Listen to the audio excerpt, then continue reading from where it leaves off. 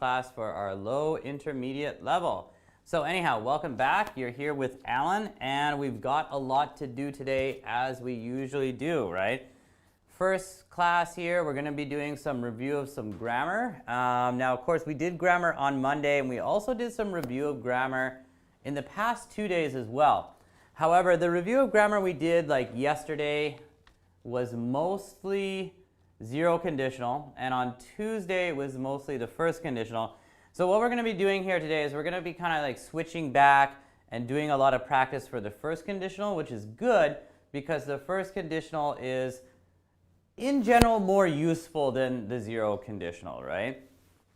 So we got some practice for that, and yeah, actually we have a lot of practice for that, and we have like a game. I will explain the game, but it's like kind of hard to do it in class.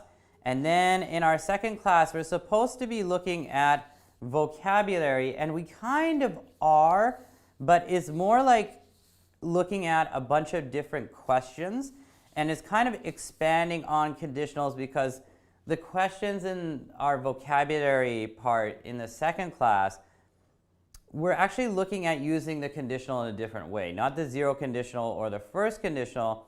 We're more likely looking at the second conditional. Anyhow, so that should be interesting, although impossible to finish.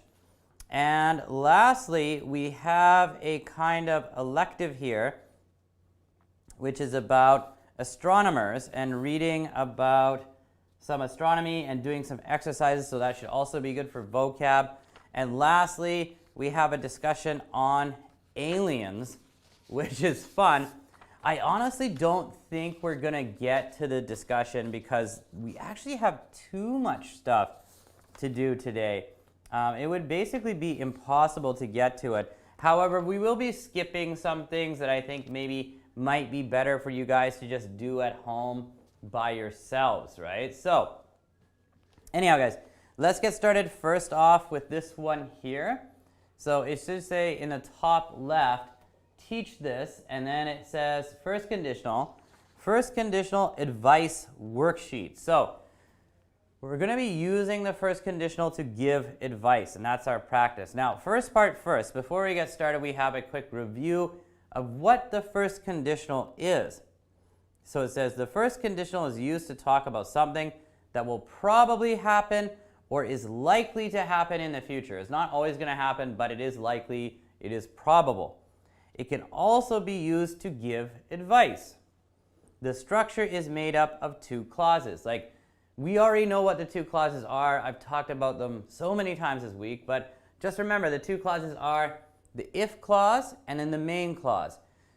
In a standard first, second, third, or zero conditional sentence, the if clause comes first, then there is a comma, and then there is the main clause. But keep in mind that you can switch it around. The main clause can come first and then the if clause, and in that case there is no comma. However, the way they explain it here is a clause starting with if in the present simple tense, and then a clause with a future meaning using will or be going to, a modal to talk about the future such as might or should, or other words that indicate a future time. So if we're using the first conditional to give advice, what you have to remember is you have your standard if statement or if clause using if in the present simple tense, comma, and then in the second clause, the main clause, you're going to be using the future with will or be going to, plus a modal. Sorry, I said modal the first time, but a modal to talk about the future such as might or should. But when giving advice, you're usually going to be using should. Anyhow, it says either clause can be first in a sentence, like I just said before. If the if clause is first, a comma separates the clauses. So for example, we have if you work harder, comma, you will have enough money to go to Tokyo. So our first clause there, if you work harder, is our if clause, comma, you will have enough money to go to Tokyo is our main clause. Okay, but of course we could switch it around and then we would simply remove that comma. You will have enough money to go to Tokyo if you work harder. Okie dokie. All right, so it makes a lot of sense. Like, you will have enough money to go to Tokyo, main clause, using will plus have plus enough, anyhow, yada yada. If you work harder is our if clause. And no comma. Okay, so activity A here is actually really simple. It says, complete the first conditional sentences about giving advice with the words from the box. Use the correct form of the verb in the sentences, of course. You can use each word only once. Okay, so this will be pretty easy for me, of course, but we'll see how it goes. So each answer here has 2 blanks. So we got blank, blank. Okay, let's take a look at number 1 together. She'll be able to blank more at work if she blanks an assistant. So she'll be able to report more at work. Might more at work. No, that's not a verb. Do more at work. That looks pretty good. Not tell. Explain more at work. Not want more at work. No. Help more at work. It's possible. Should more at work. No. Hire more at work. No. Blame more at work. No. So the only possible answers here are more like do and help. So let's think about the second blank in order to help us out. If she blanks an assistant. Okay, if she does what? Now, so it sounds like this woman, she, maybe has some power. Maybe she has the power, she's high up in the company. Maybe she needs to blame an assistant? No, probably hire an assistant, right? Now, if she hires an assistant, the assistant takes some of her job, so probably she will be able to do more at work if she hires an assistant. Now, sorry, that needs to be modified. If she hires, right? Okay, guys, but anyhow, let's take a look at the next one. We've got, so, no do and no hire. Okay. If you blank the crime to the police, they will blank you. So, what might you tell to the police? Oh, that's interesting. So it could be tell, but we have not tell. Maybe it might be better to say report. If you report. Yeah, because tell doesn't make sense. Yeah, if you tell the crime to the police. Yeah, sorry, that doesn't make sense. If you report the crime to police, they will, they will not blame you. They will should you, doesn't make sense. They will want you, that doesn't make sense. They will explain you, that doesn't make sense. They will tell you, doesn't make sense. Might doesn't make sense. But help does make sense. Like, yeah, if you report the crime to the police, they will help you. That does make sense, right? Okay, so let's take a look at number 3. Number 3, what do we got? He blank understand if she blank why she has to leave. Oh, this one is hard to guess, actually. He might understand if she explains why she has to leave. Oh, wow. This sounds so sad. This is like, sounds like some kind of relationship problem, right? Anyhow. So guys, number 3 here. He blank understand. So I think we're gonna have might. Might actually should would work here too. He should understand, but I think might is better. He might understand if she explains, right? If she explains explains why she has to leave. This is actually a very sad example because it sounds like, you know, a boyfriend-girlfriend situation and she is leaving him, right? She's breaking up with this guy and like he doesn't understand, right? Why did she leave me? But he might understand if she explains why she has to leave. Yikes, that's so sad. Okay, anyhow, guys. All right, let's take a look at number 4 here. Number 4. Now, guys, you might notice a kind of ringing noise in the background. It's because where we're recording right now, there's like this other building next to us where the heating system kind of heats up and then it creates this sound. So don't worry if you hear this like kind of loud background noise, right? Anyhow, number 4. Oh, might and explains. Okay. So what do we got here? We got number 4. If you blank to go with them, you blank tell them. Okay, actually this one is quite easy. I think this one here, like, of course we're not going to say if you tell to go with them, right? That doesn't make sense. You should go with them. You should blame them. No. None of that makes sense. So actually this is pretty simple. Looks like we should be using want, right? If you... Now actually it says not want. Okay, so maybe we're going to say here, if you don't want. If you don't want to go with them, what should you do? You should tell them. Now actually, whether we're using the negative or not here, either way it works. Like if you want to go with them, you should tell them, or if you don't want to go with them, you should tell them. Either way, it works. Okay. Number 5.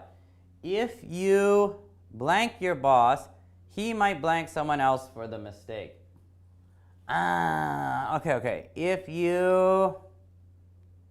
Now again, what makes the most sense here would be tell. Now, they're putting not in brackets here, so I think we're supposed to write if you don't tell. If you don't tell your boss, he might blame someone else for the mistake. Or, of course, if you remove don't, like just if you tell your boss, he might blame someone else for the mistake. Either or, it actually does work. Okay, guys, so we got exercise A done here. It's actually fairly simple stuff. It's not too bad, right? And I guess me helping you makes it a little bit too easy, to be honest. But we're going to take a look at B. This actually looks quite a lot harder. I have a lot of trouble when I try to do like reordering the words exercises, so this could actually be hard for me because I'm a little bit, how can I say? Anyhow, these things are kind of hard for me. I'm not very good at reordering the words, but we could try it out. Reordering the words exercises can be interesting or can be fun. So let's erase A here. But I don't know, guys. For some reason today, it slipped my mind. I forgot to ask you guys like how you guys are doing. So if you're here, tell me how you're doing. I'm doing okay. I am, as usual, a little bit tired. Actually today, not too bad though. Got more sleep than the night previous. And yeah, my daughter is sleeping a little bit easier. My younger daughter, Lila, and Mira is doing okay.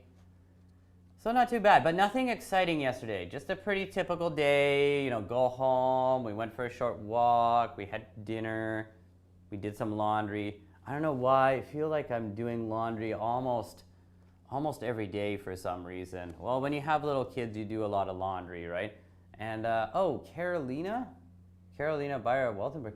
Hey, Carolina, you were in my Tesla class last year.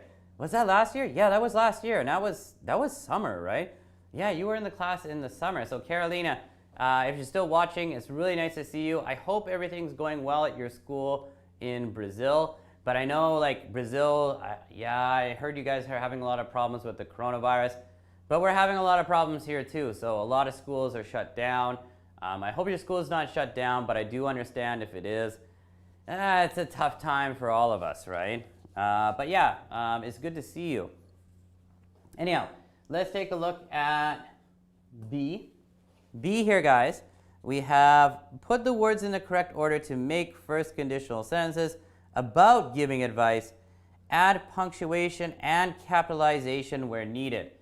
Okay, so remember, we might be able to manipulate these sentences when we make them and start with the main clause first and the if clause second, but usually we'll start with the if clause first and main clause second. However, it doesn't actually mind. So survive, take, be able to, extra water, you will with you if in the desert. Okay, you. So sounds like you're giving advice on somebody who is going to be going to a desert. So let's see how I do here. Like I said, guys, I'm actually really not good at reorder the words. But I'm going to start with if first. I'm just going to make this a little bit easier on myself. If you...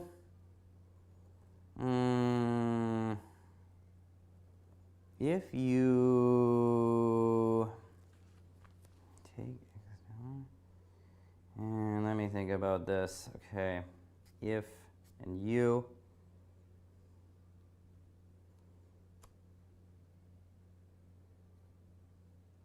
Okay, what I think it is here is if you take extra water, if you take extra water, and it should be with you, yeah, with you. If you take extra water with you, if you take extra water with you, you will be able to survive in the desert. Oh, perfect.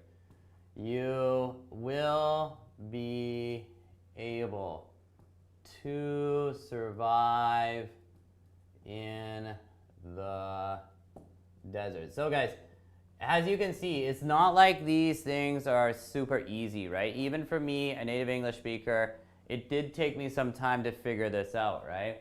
But yeah, our answer should be here.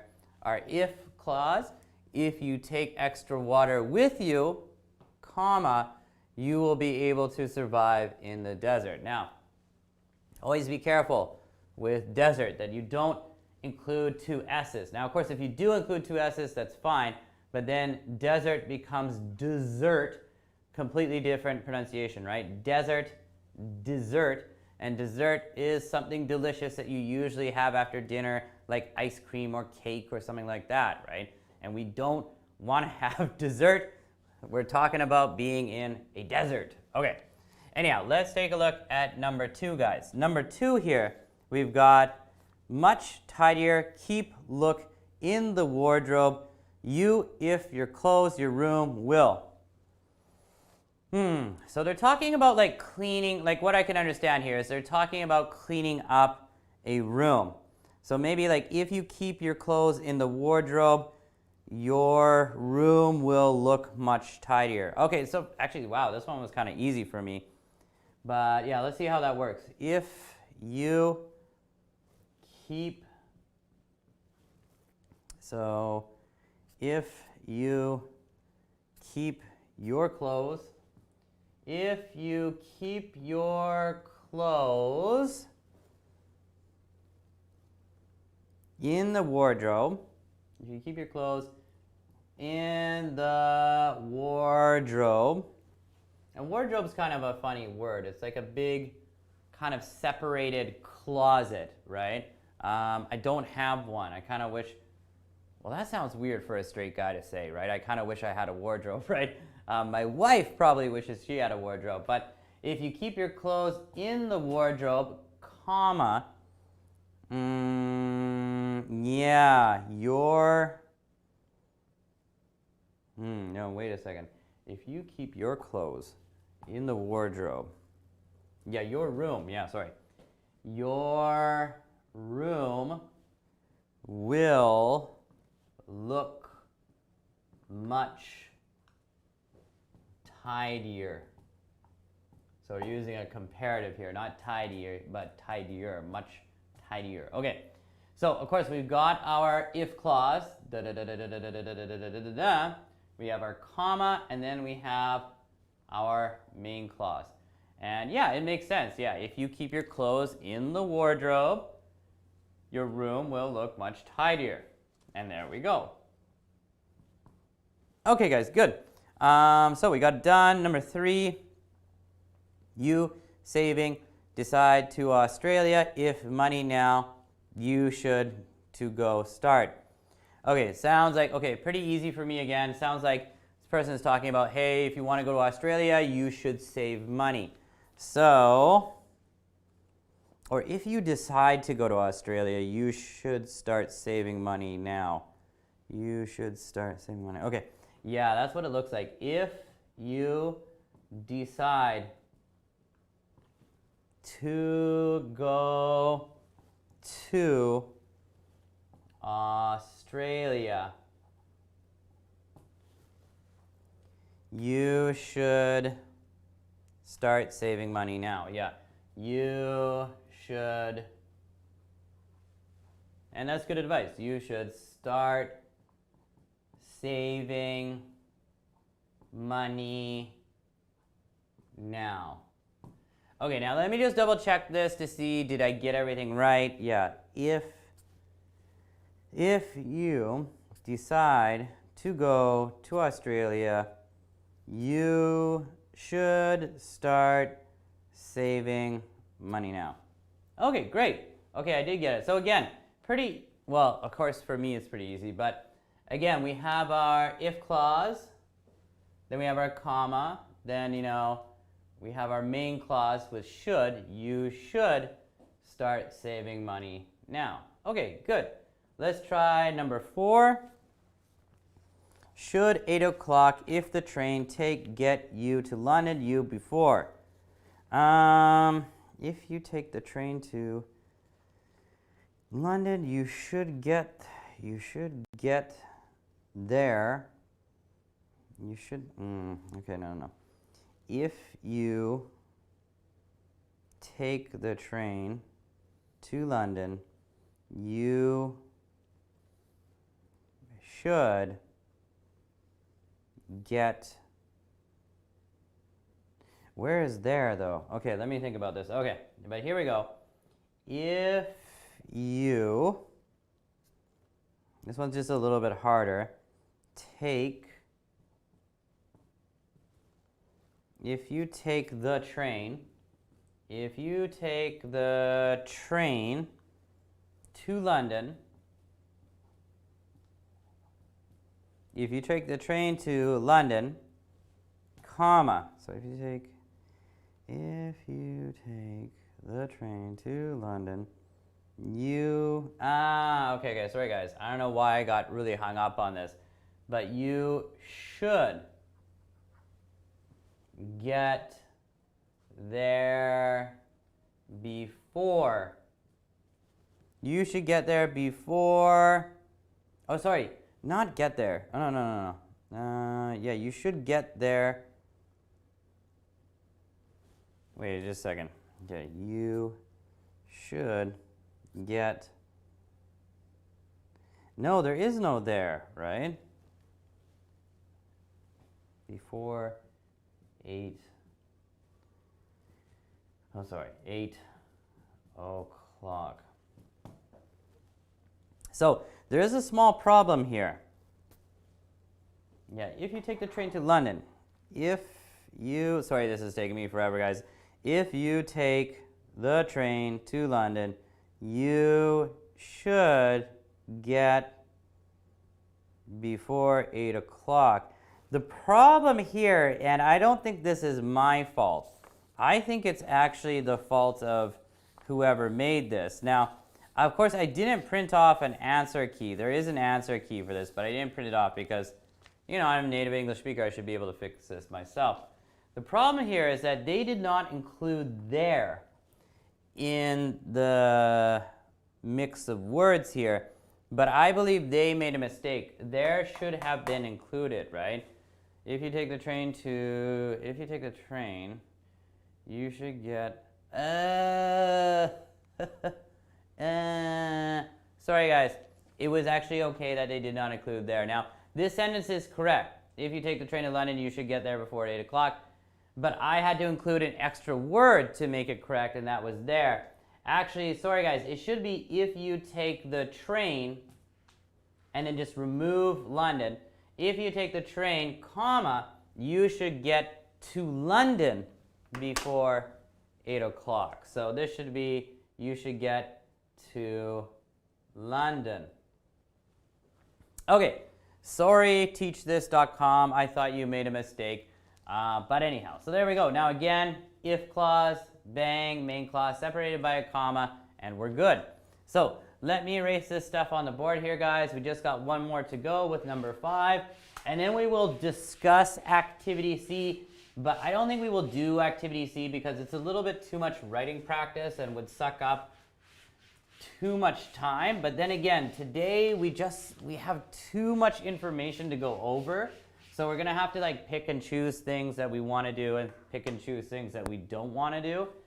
And we'll have to skip quite a lot. But number 5, we hurry arrive before, have to we the storm, want to if starts. Oh my God. This looks kind of hard. If we arrive before the storm starts, we have to hurry. Oh, okay. Not too bad for me, actually. Okay. If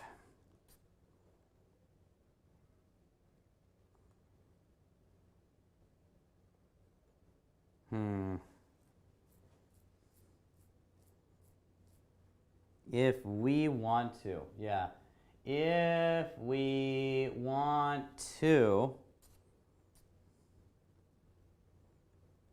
arrive before. If we want to arrive before the storm starts.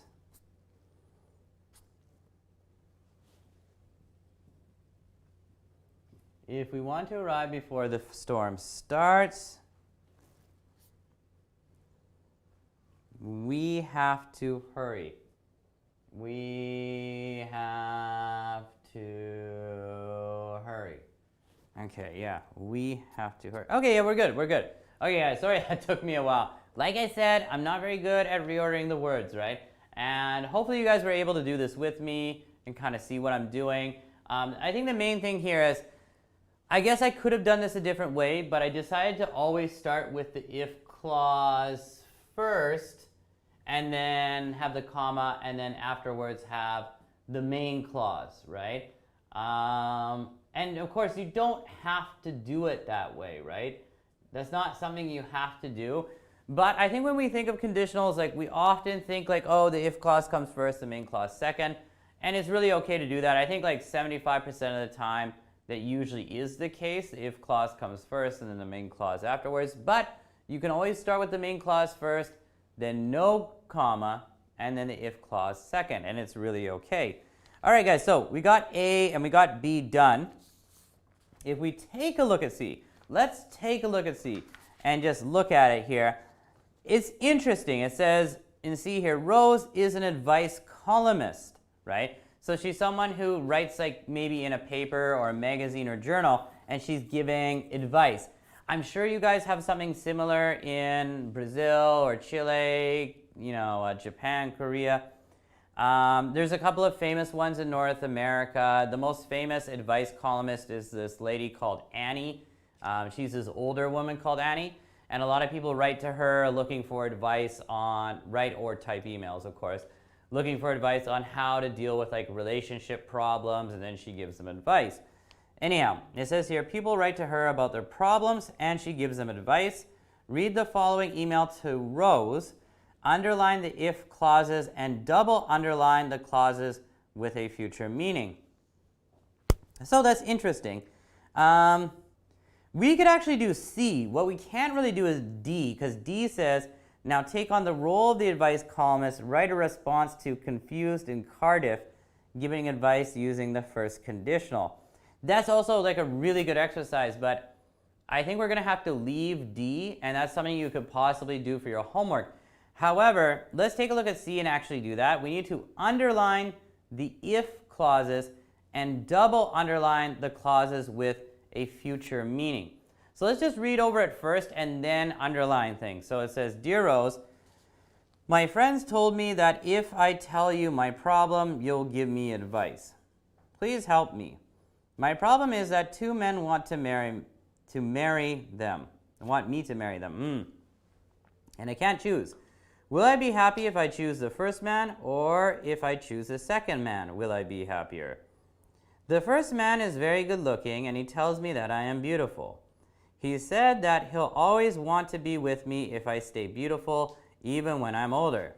If we have children together, I'm sure that our children will also be good looking. We have different religions, but if we never talk about religion, we shouldn't have any problems concerning it. The second man is average looking, but he is very rich. He also tells me that I am beautiful. He will buy me anything if I tell him that I like it. If his business goes well, he might become even richer. I will be very rich too if I marry him. If I am rich, I won't have any problems. We don't have a lot in common, but if we're rich, we will be able to buy anything we want. What should I do? Confused in Cardiff. So Cardiff is a city in the United Kingdom, but it's specifically located in Wales. So not in England, not in Scotland, not in Northern Ireland, but over on the western part of the UK. It's technically a separate country called Wales, W-A-L-E-S, and traditionally Cardiff is the capital. It's the largest city. I believe it is the largest city in Wales anyhow. So this is like an interesting dilemma. This is an interesting dilemma for sure, right?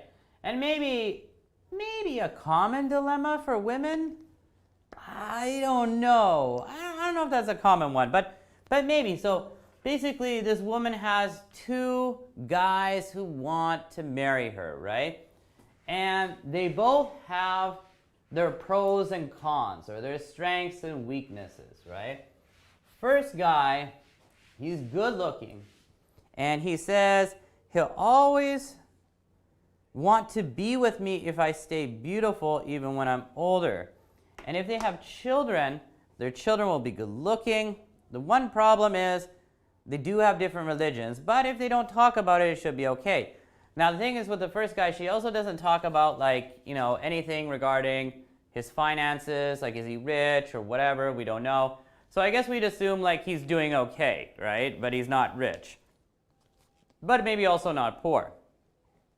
Now, second man, he's average looking. So he's not ugly, right? But he's not good looking.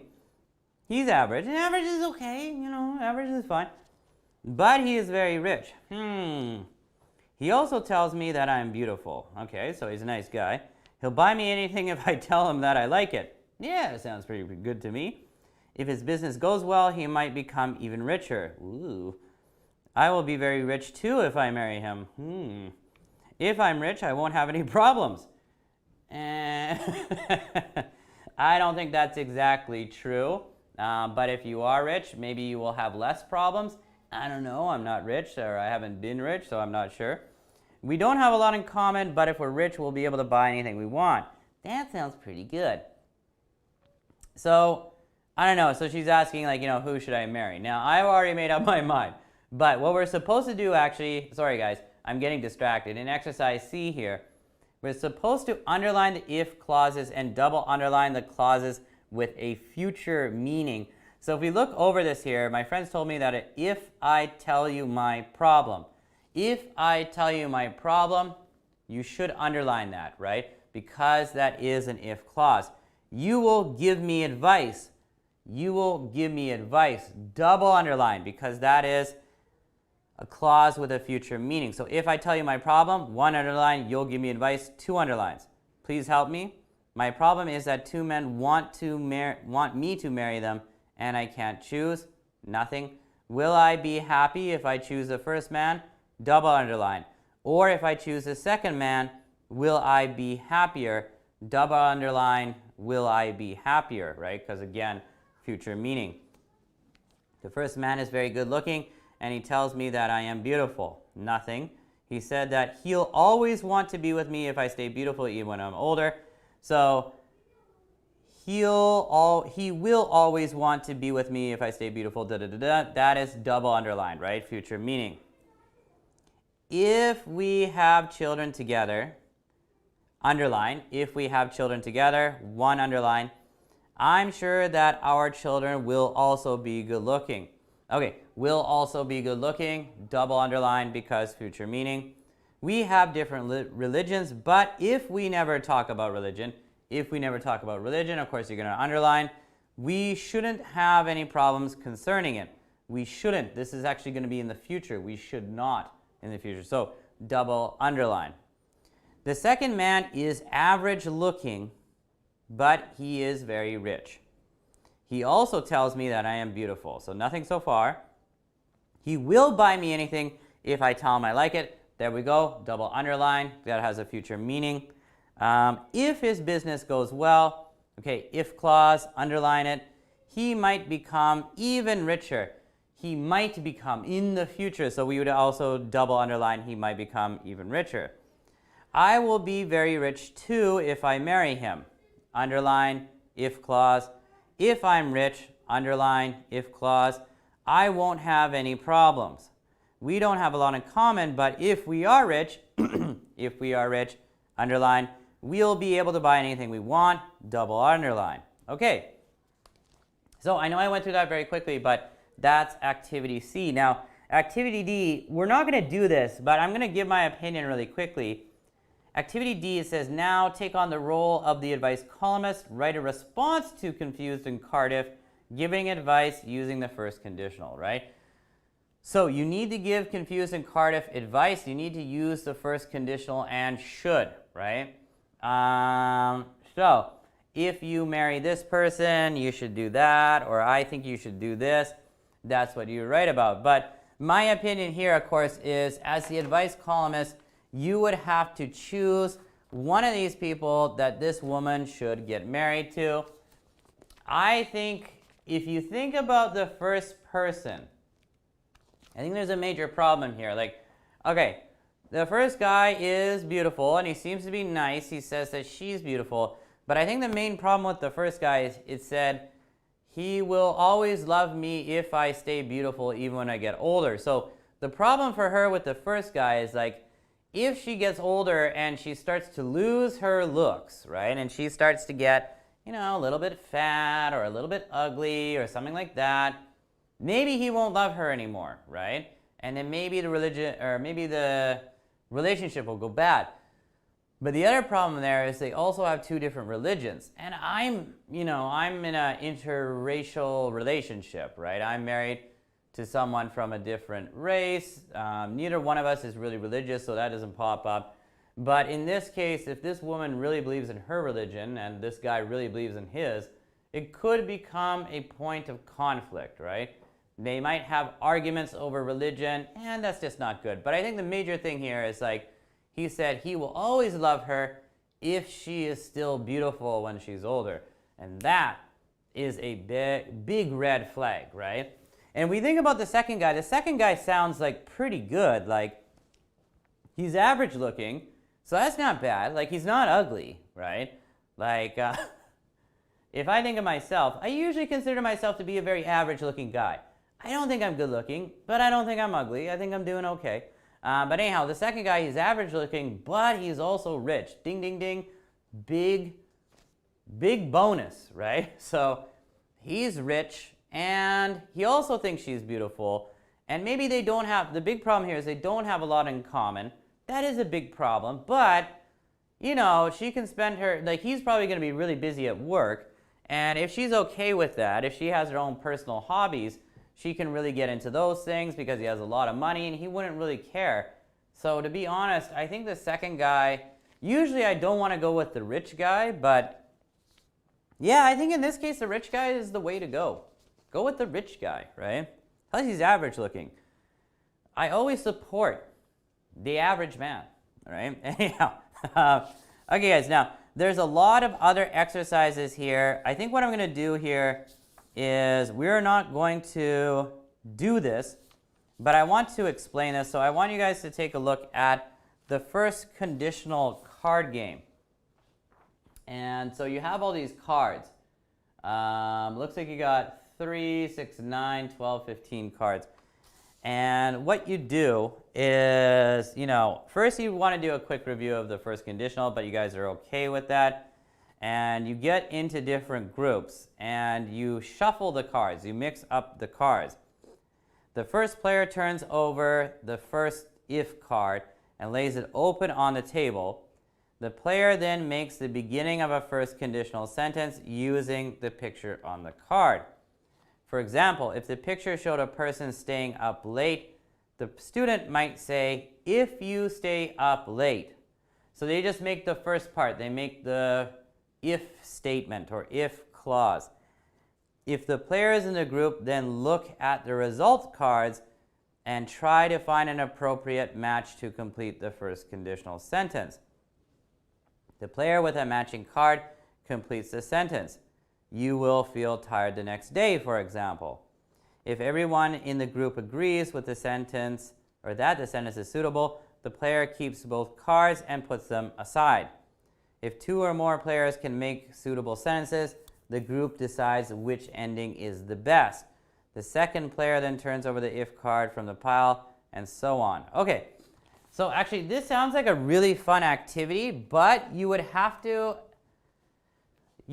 at least have one partner to do this with, and if not, more partners, right? And what you would do here, you'd have to print these off and cut them up. And unfortunately, I have these both on the same sheet, but you guys should have them on a separate sheet. So you can see here, first you've got your 15 if cards, and then you have your 15 result cards, right? And the first person starts, you choose one person to start, they flip up a card, and they get an if card. Then they must make an if clause. So let's imagine here,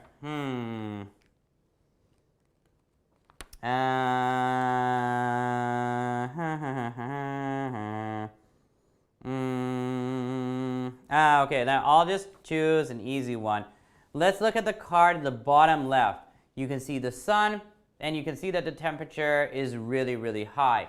So I think a good way to, like, if I picked up that card, I would just say, if it is really hot, comma, right? Or if the temperature is really high, or just if it is a hot day, right? Something like that. So that's what you do. You flip up that card. You have to make an if statement using that card. So if it is really hot, then the other people, they have access to all of the result cards, right? They have to pick an image that would best match the if card, right? So if it's really hot. Now, the first image might make sense on the top left, right? You see this woman who looks tired. So let's say I use that image. I might say, if it is really hot, you will feel tired, right? And that makes sense for me, or for lots of North Americans or people who don't live in hot countries. Like, when it's really hot, like, I do feel tired when it's really hot, right? Hot weather is not good for me. I prefer cold weather. But there are multiple different ways to answer this. So maybe somebody chooses that one and says, you will feel really tired, but maybe somebody else, they pick the picture of the beach, and they write, you should go to the beach. If it is really hot, you should go to the beach, or I should go to the beach, or I will go to the beach, or something like that. I don't think this was about giving... Yeah, using the future simple, will and won't. Sorry, this is not about advice, so I shouldn't actually use should, but instead, maybe use will. I will go to the beach. But maybe there is even more possibilities than that. Oh, okay, yeah. So bottom left is also really good. You have people in a pool. So another possibility is, if it's really hot, I will go to the pool, or I will go swimming, or something like that, right? And there's probably even more possibilities, but the idea here, now, so obviously it's better to do this with 3 or more people, to be honest. People give a bunch of possible answers, but only one possible answer each. And then you all have to decide who had the best possible answer. Whoever has the best possible answer. Like, let's imagine here, I think the second option is actually the best. So person 1 and person 3, even though these are good answers and even though they're correct, those get removed, and then it's just person 2 who is the winner. And in this case, they take both cards, right? And the person who has the most cards when all the cards have run out is the winner of the game, right? So it's actually pretty fun. Let's take a quick look at another one here, because this is kind of interesting. And then we'll probably take a break, but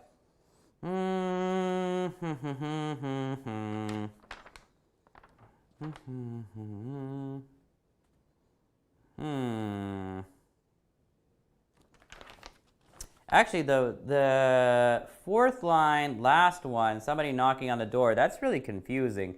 So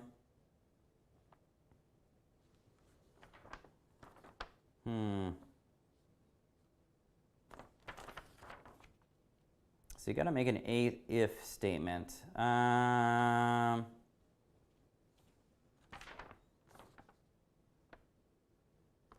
Okay, yeah, I think like the second one here, like let's imagine I picked that card, right? And it shows a woman sitting at a desk, probably studying, she's probably in school. So maybe I would say, okay, if you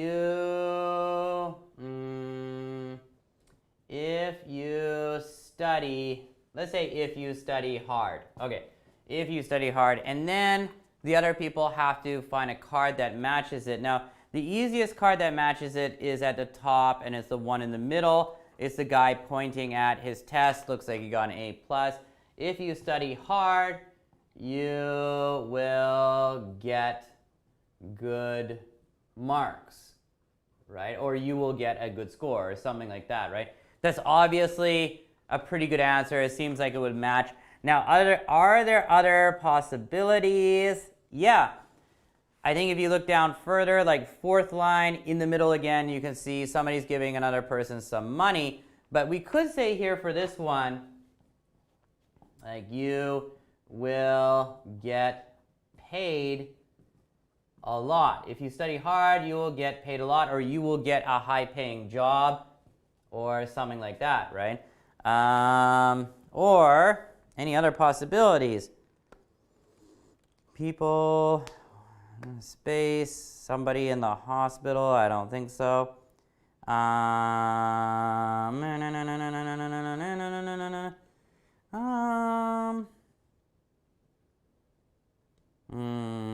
Yeah. Maybe the top right, the guy skiing. This might not make sense, but if you study hard, you will have more time to enjoy in the future. This one is obviously like the weakest possible answer, but number 1, number 2 are pretty good. I think obviously people would go with number 1 and that would get the mark, but whatever, guys. Anyhow, let's take a short break, and when we come back, let's get off of this, but this is super fun, so do play it at home, and then we'll talk about some other stuff. So let's take a 10-minute break.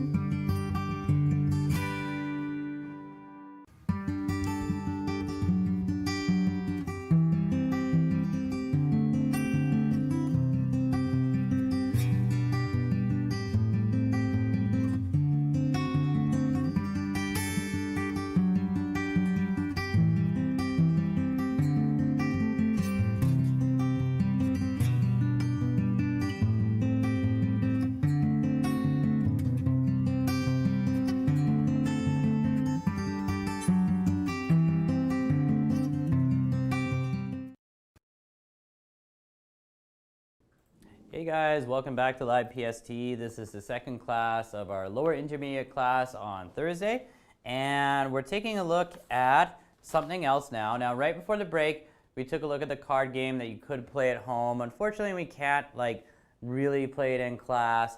But anyhow, we had one more exercise that I want to take a quick look at before we look at this load of questions that we actually have for the next exercise, which is supposed to be vocabulary. I feel like maybe I made a mistake when I printed this off. What would you do in the future if? But no, I think this is the correct one. It's just incredibly long. But the next one here I want you guys to take a look at is I think you will. So this is all about making predictions about the future. And what do we have here? It says, okay, so in this making predictions game, students predict a partner's future plans using the future simple form will and won't. The aim of the game is to make the most accurate predictions. Okay, so what you're supposed to do, of course, is find a partner, and then you need the worksheet, or you need this one here.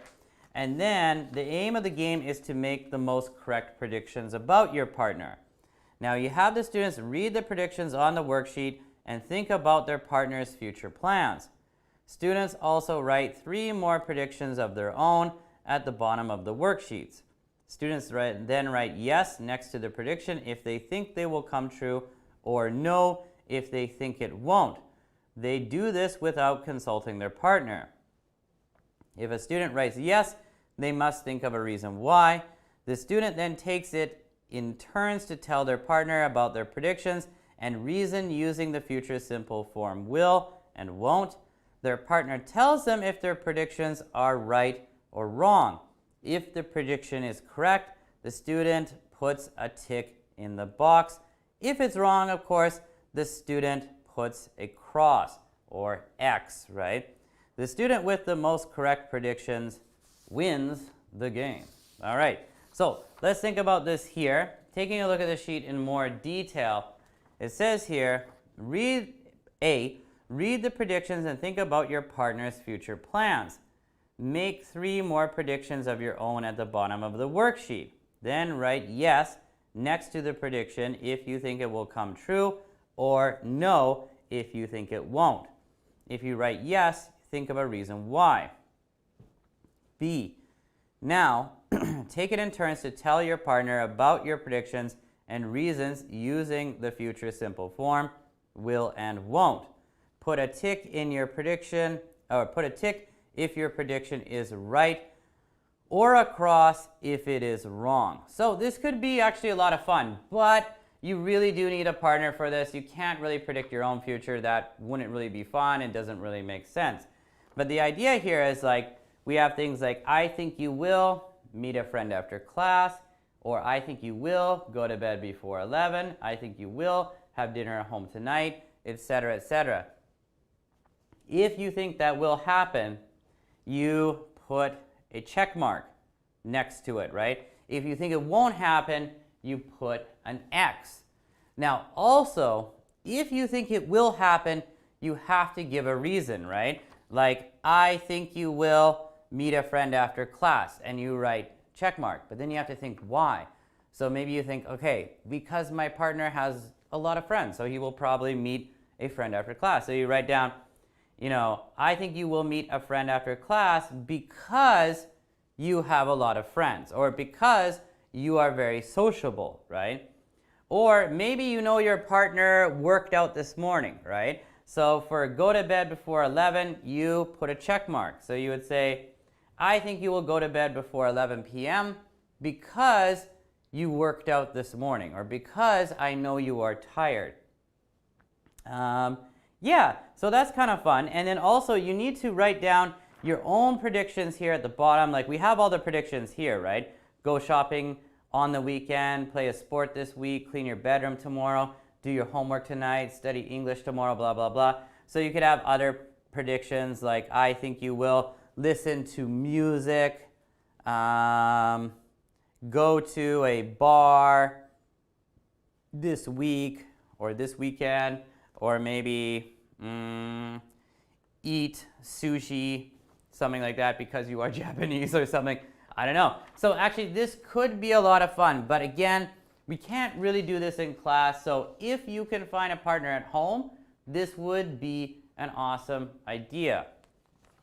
Now guys, I think what we should actually be doing though is taking a look at what we're supposed to be doing for vocabulary. And what we're supposed to be doing is taking a look at this information here. What would you do? Or what would you do if? Now, you can see there are so many questions. Actually, if you look at the very end here, oh my God, there's 130 questions. Now, this is supposed to be our vocabulary practice, and maybe we can do some stuff with vocabulary, but this is more about grammar. And to be specific, this is not using the zero conditional. And this is not using the first conditional. This is all about the second conditional. So I actually think this is a good thing, because now we're kind of expanding a little bit, right? And we're moving on from the zero conditional and the first conditional to the second. So when do we use the second conditional? Does anybody here know? When do we use the second conditional? So remember, zero conditionals are used when we are talking about a general truth or a fact. The first conditional is used when we're talking about something most likely happening in the future, something that is likely or probable. It's all about probability. The second conditional is also kind of about probability, but it's about something that is most likely not going to happen. It is used in imaginary situations. So, imaginary situations, the situations that don't really exist, right? Things that are not going to happen, or at least probably not going to happen. So, like these questions, like number one, what would you like to do in the future? I would like to do this. Now, actually, the first one here is not actually a second conditional question, but number two, number three, and most of these questions are second conditional, but actually not the first one, right? But again, usually the second conditional is used with imaginary situations about things that will probably not happen.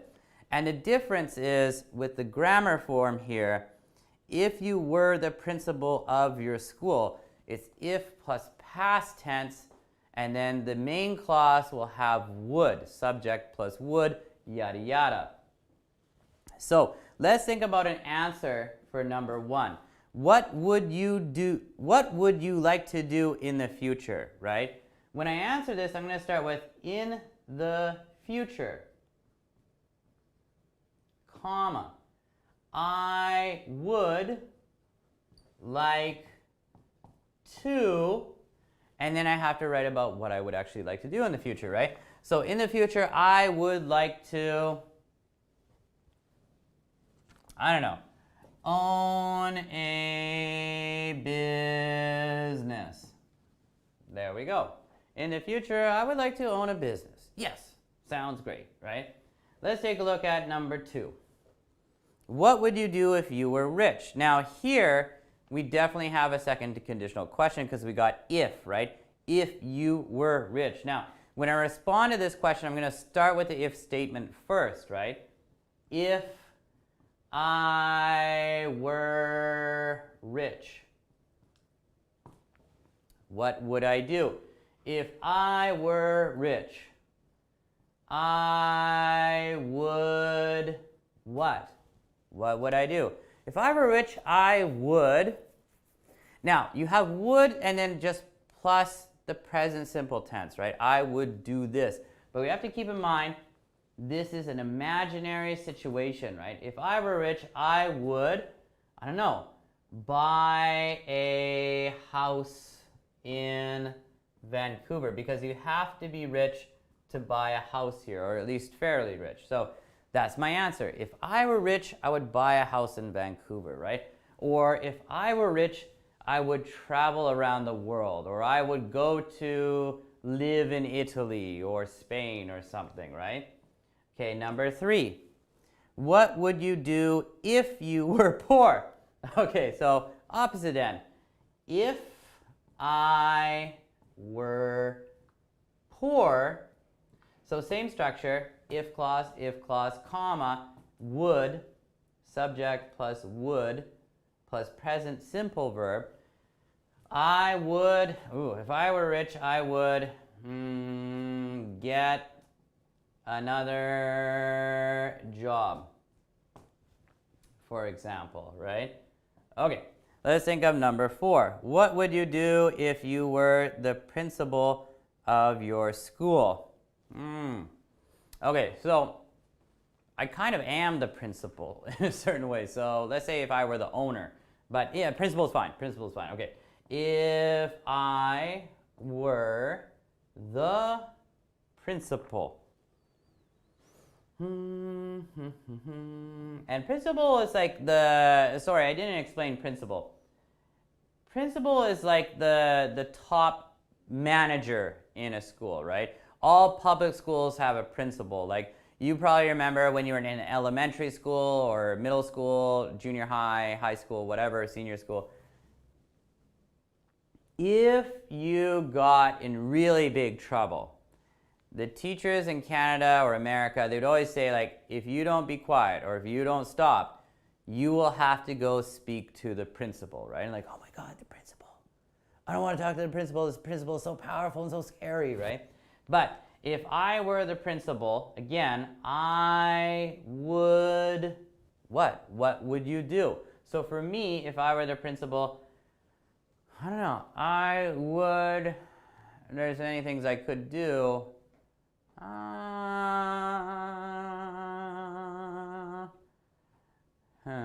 I would reorganize the material. Wow, that is such a boring answer. Sorry, guys, but I guess I'm thinking practically.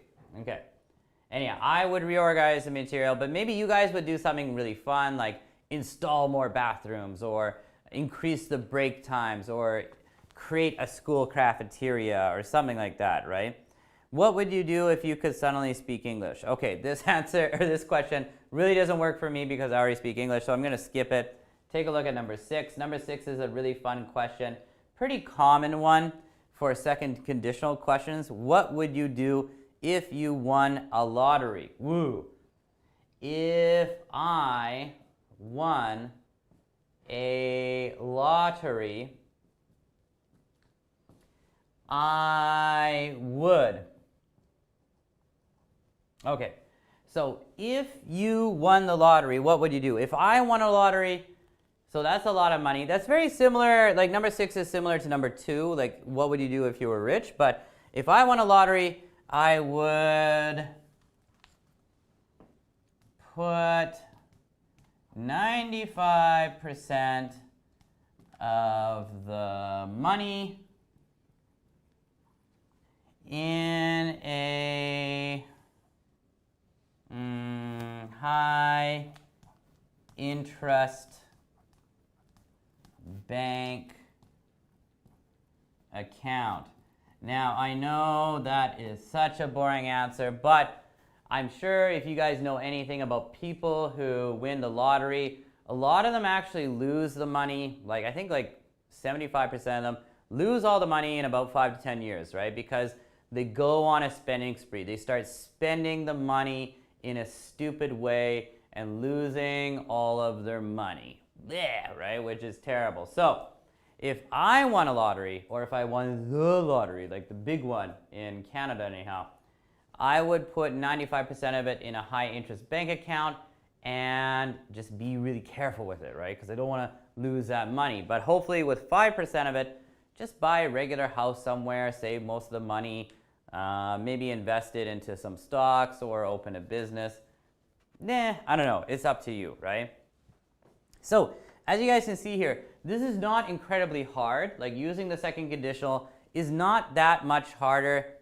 It is a little bit harder, but it's not that much harder than the zero conditional and the first conditional. You just need to keep in mind, when do we actually use the second conditional, right? And generally, I'd say the second conditional is more useful than the zero conditional.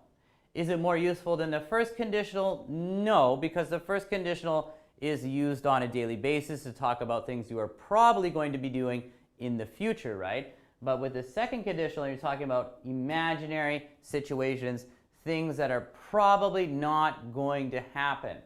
And that's the point that I really want to hit home here. Second conditional, very useful, but you're talking about imaginary situations. But imaginary situations are fun to think about, and they are things like people will ask you a lot of second conditional questions, right? Hey, what would you do if blah, blah, blah, blah, blah? What would you do if yada, yada, yada, right? So you need to know how to answer those questions using the second conditional.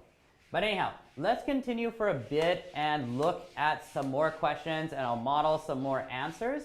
But I don't think we're going to do this for the full class because there are just too many questions here. And while it is good practice, it would get pretty boring if this is the only thing I'm going to be doing this class. Like, it would be boring probably for you guys, and it'd be boring for me. But anyhow, some of the questions are interesting, though. Oh, yeah, like number 7. All right, here we go. Says, what would you do if you were told you had 1 month to live? So you only have 1 more month to live. Oh my God, that's so scary.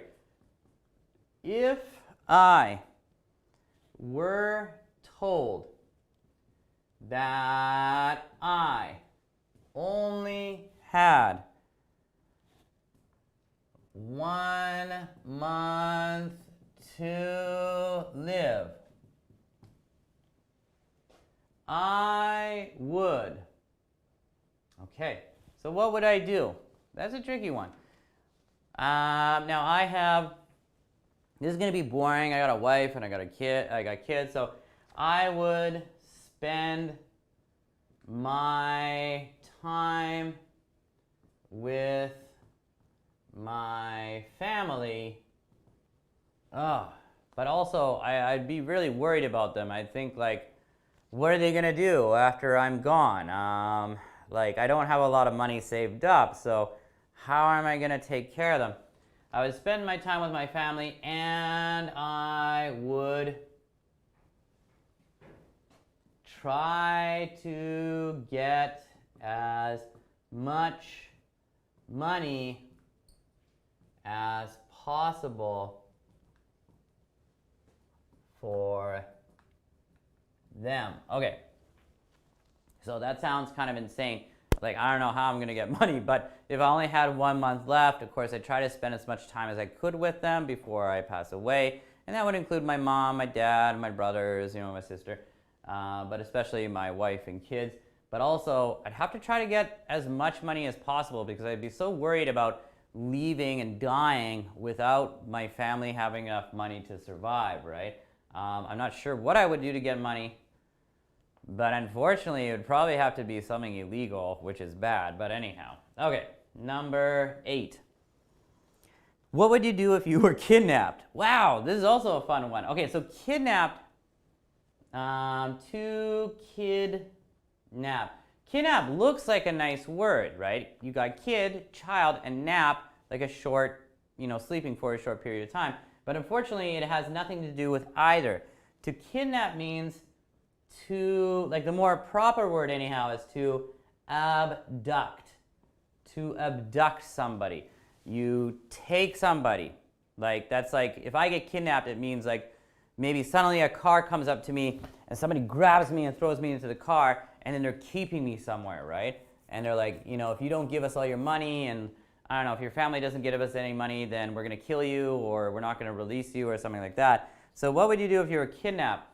Now, that is a terrible question because I think for some people in some countries, there is a real possibility that you could be kidnapped. Of course, I could always be kidnapped in Canada or the United States, but it's really, really rare. But anyhow, so to start this off with, if I were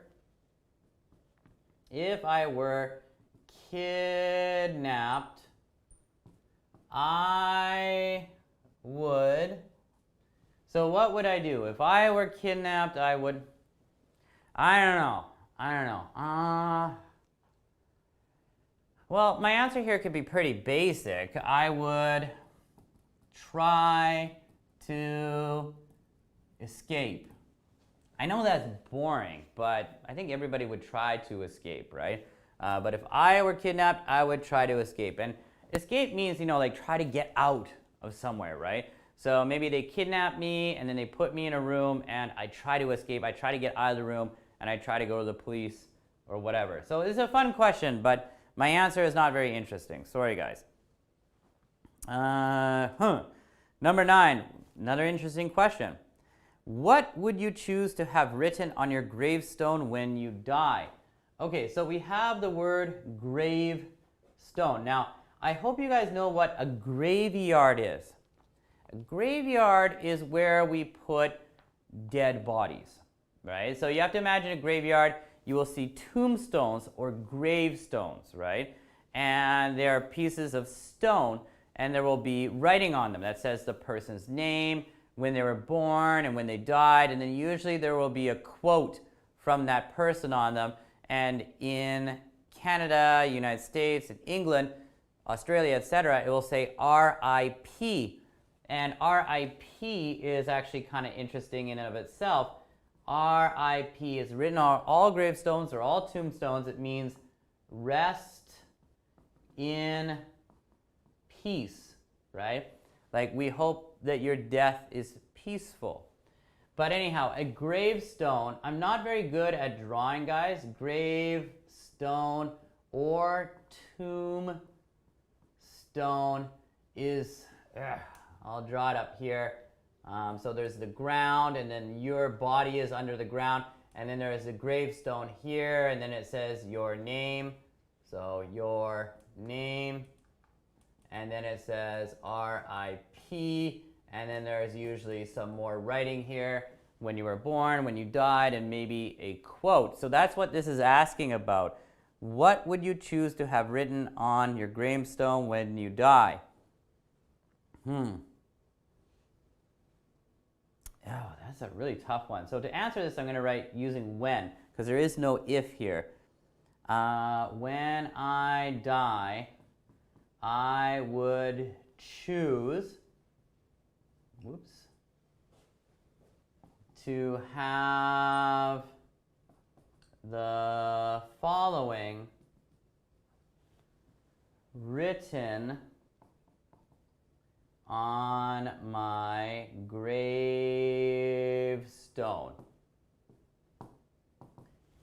Oh, God. Okay, I gotta think of what do I have written on my gravestone.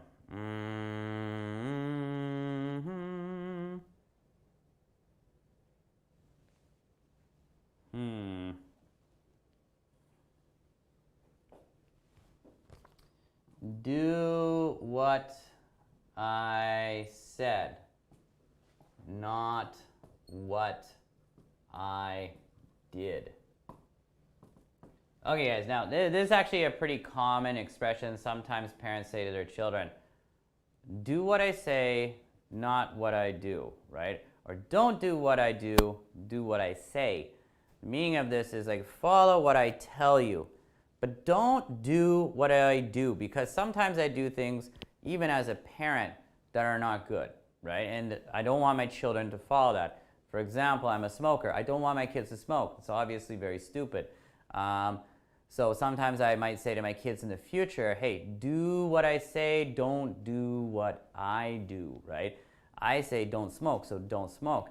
But you can see me smoke, but don't follow my example, follow what I say, right? So my message would be for my kids, do what I said, because of course I'm dead, so I said that, not what I did. Ooh, that's really sad. Okay, but I'm going to stop smoking before, I die. So anyhow, number 10 here, guys, is if you only had 24 hours to live, what would you do? Okay, so this is similar to number 7, but in this case we only got 24 hours. So if I had only 24 hours to live, I would what? If I had only 24 hours to live, I would...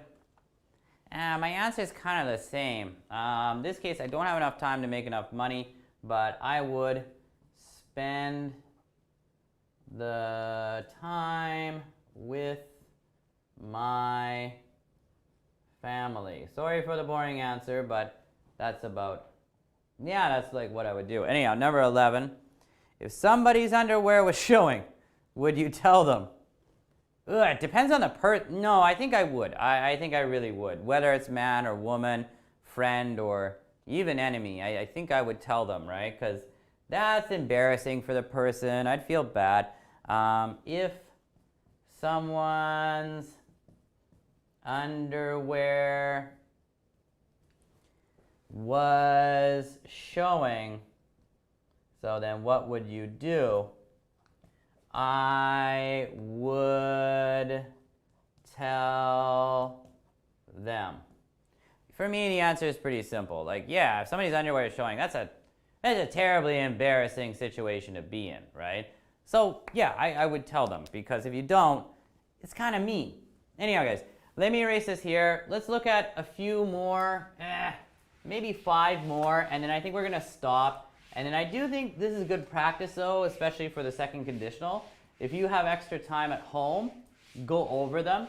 Now remember, like your quiz this week and all that kind of stuff, it's not going to include the second conditional, but it's good to expand onto the second conditional, right? So let's take a look at number 12. If the whole world were listening, what would you say? That's a good question. If the whole world were listening, I would say, and then I can put this in quotations because this is directly what I would say. I would say, wear a mask and calm down. Because these days I think people are in a really, really bad mood. Especially if I think about the United States. Like, there's a lot of crazy people in the States right now who are saying like, oh, I don't believe COVID-19 is real, and I don't want to wear a mask because that's stupid, and that's against my human rights, and I'm not going to be told what to do. And then they get sick, or they spread to somebody, and they get coronavirus, and they die, or they end up accidentally killing somebody else. So to those crazy people in the States, and some people in Canada who are crazy as well, yeah, wear a mask, right? But also calm down, right? There's a lot of tension in Canada, but even a lot more tension in the United States between people on the left and people on the right. The people in the middle, they just want everybody to calm down. I consider myself to be someone who is politically moderate. I feel like I'm in the middle, and I feel like everybody has just gone like insane recently. So what I'd like to say to both sides is calm down. More specifically to the left, because I feel like they've gone even more insane these days. But there are insane people on the right too. Stop it. You're acting like children. Wear a mask and calm down. Anyhow, number 13. If one song were to describe your life, what song would it be? That question is too hard, right? I would have to think too long about this one, so I can't do it right now, guys. That is such an interesting question, though, but sorry, can't do it. It would take too much time. 14. If you bumped your car into another car, but nobody saw you do it, would you leave your name and address? I would. Okay, I'm not going to do this one. 15 is fun. Just a fun one. If you could be an animal, what animal would you be?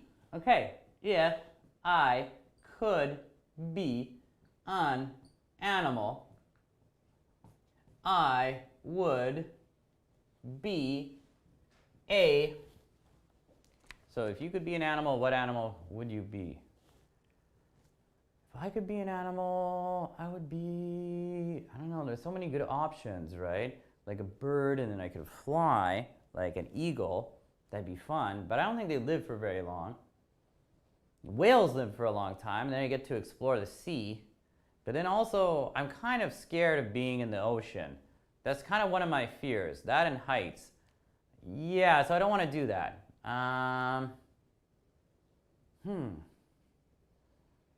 Both are interesting though, an eagle or a whale or a dolphin.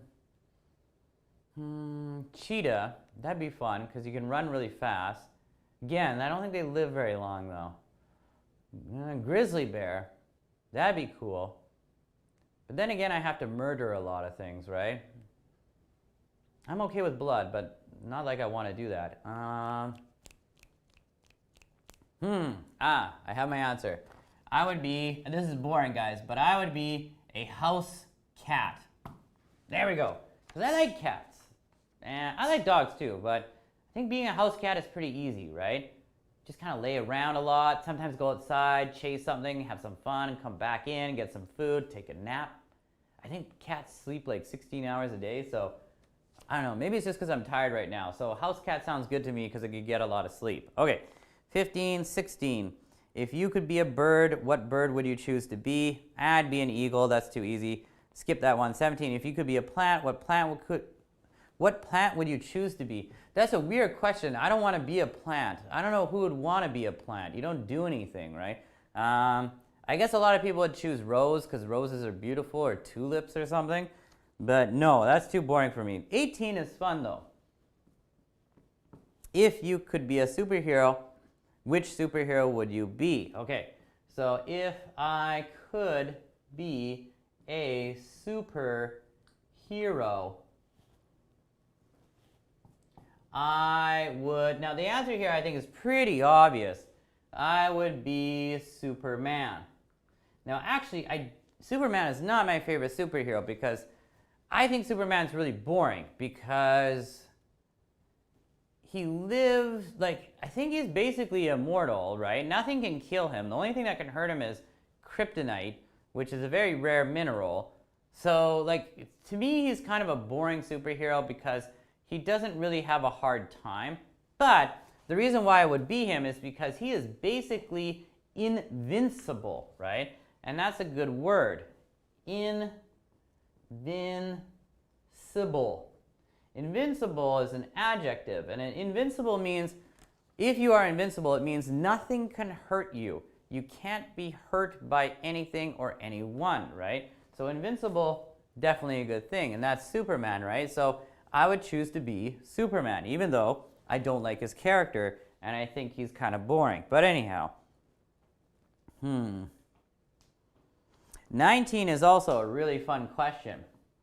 If you could be another person for a day, who would it be? If I could be another person for a day,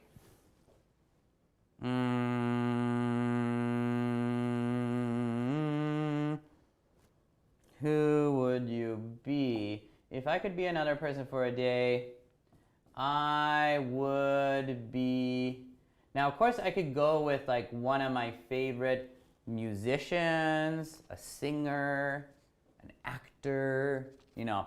Like if I was gonna be an actor, like definitely Tom Cruise, right? If I could be anyone else for a day, I would be Tom Cruise, right? Tom Cruise probably has an awesome life, right? The dude is like 50 something, but he looks like he's 30, and he's a great actor, and he's wealthy, and I respect him. So Tom Cruise definitely, but I should try to do something good for humanity, or good for Canada. Okay, I'm gonna change this a little bit. I would either be PM Trudeau, Prime Minister Trudeau, or President Trump, and then I would resign. So a lot of people don't like President Trump. I agree. I think he's a very divisive president. I don't disagree with everything he does, but he's a pretty bad president. So if I could be anybody for a day, I'd be President Trump, and then I would resign. I'd just step down, be like, okay, I'm done. and then hopefully after that somebody else takes over and they're better than him, right? So if I were another person for a day, I'd be President Trump, and then I would resign. I'd just be like, hey everybody, I'm President Trump, blah, blah, blah, blah, blah, and then I would quit, right? But if I also, because I'm Canadian, yeah, I would either be one of these two. Maybe I'd also be Prime Minister Trudeau. He's also, depends on how you think. I know outsiders have a very good view of Prime Minister Trudeau. They think he's such a nice guy. But unfortunately, just like Donald Trump, in my opinion, Prime Minister Trudeau is very incompetent. He is not a good Prime Minister, and he's not doing a good job. So if I could be anybody else for a day, yeah, I'd be Prime Minister Trudeau, and I'd do the same thing. I'd quit, I'd resign, so somebody else could take over and do a better job. Okay, 20. If you could be invisible for a day, what would you do and why? Ooh, right. If I could be invisible for a day, I would... Okay, now, obviously, if you're invisible, there's so many illegal things that you could do, right? I know a lot of people think, like, okay, you just go to a bank and you steal a bunch of money, or you steal a bunch of people's money, or something like that. I don't want to do anything terribly illegal. What practical thing could I do if I were invisible? Or a lot of gross people would be like, oh, I'll go to the girls' washroom. But that's a pervert thing to do. You shouldn't do that. That's gross. If I could be invisible for a day.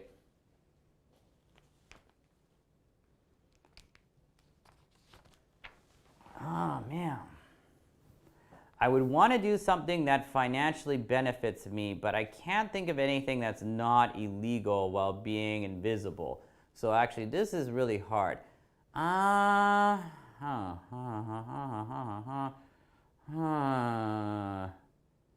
There's so many interesting things you could do if you were invisible. A lot of them end up being illegal. What would I do? Somehow I'd try to find some kind of information. Maybe if I were invisible for a day, I'd try to be around, and of course I'm invisible so the person can't see me, be around some of Vancouver's richest people and just listen to them. And maybe by listening to them and seeing what they do in a day will give me a lot of good insight to how to become rich, or I'll get some good tips or something like that, or maybe a good idea about some company I should invest in. So yeah, if I were invisible for a day, I would hang out with rich people and just listen to them. And of course I would be recording them as well. No, I guess I can't record them because I can't bring another object. That's actually a lot harder than I thought. Like, of course, the standard maybe answer would be like, oh, I steal from a bank or steal from a restaurant, but I don't want to do anything illegal. So yeah, just hang out. Well, also hanging out with people without their knowledge is illegal too. But yeah, I just go hang out with like maybe Vancouver's richest people and just listen to them. And then maybe I can get an idea about how to be successful like them, or get some good tips, or learn some insider tips about companies that are going to take off, something like that. 21 is actually a really, really, really good question. Now I should erase this here. Now I know I said I was going to stop, but actually I really like these questions, so I'm just going to keep looking at them with you guys. But again, I hope you guys can see how to structure second conditional questions and how to structure second conditional answers to second conditional questions. Like, if I were this, or if I could do this, I would da da da da da. It's not as hard as you think using the second conditional.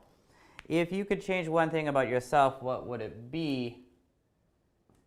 If I could change one thing about myself,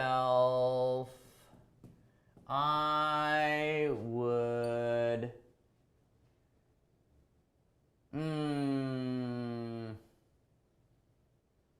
Get rid of my addiction to tobacco. Like I said, I am a smoker. I smoke cigarettes that include tobacco. It's probably my biggest problem. I need to quit. So if I could change one thing about myself, I get rid of my addiction to tobacco, right?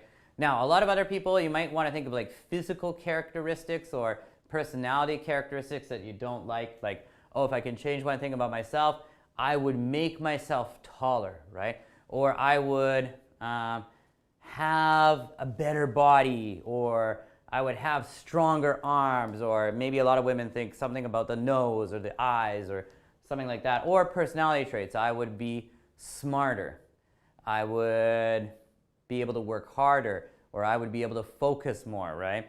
Something like that. So those are all good answers, but for me, I have a bad addiction that I have to get rid of. Definitely would want to get rid of my addiction to tobacco. 22. If you could change one thing in the world, what would it be? That's a really tough one, but kind of fun. If I could change one thing in the world, I would.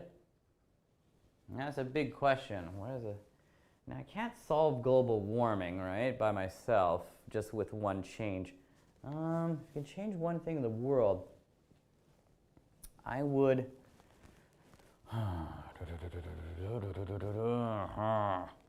That's a tough question. What would it be? I'm not much of a dreamer. I prefer to think of myself as a realist. I like to be realistic. So I know that I don't want to choose something completely unrealistic. Change one thing in the world. Okay. This is a big problem for two certain countries. And actually a big problem for its neighbors and the United States. And actually many countries around the world are concerned about this issue.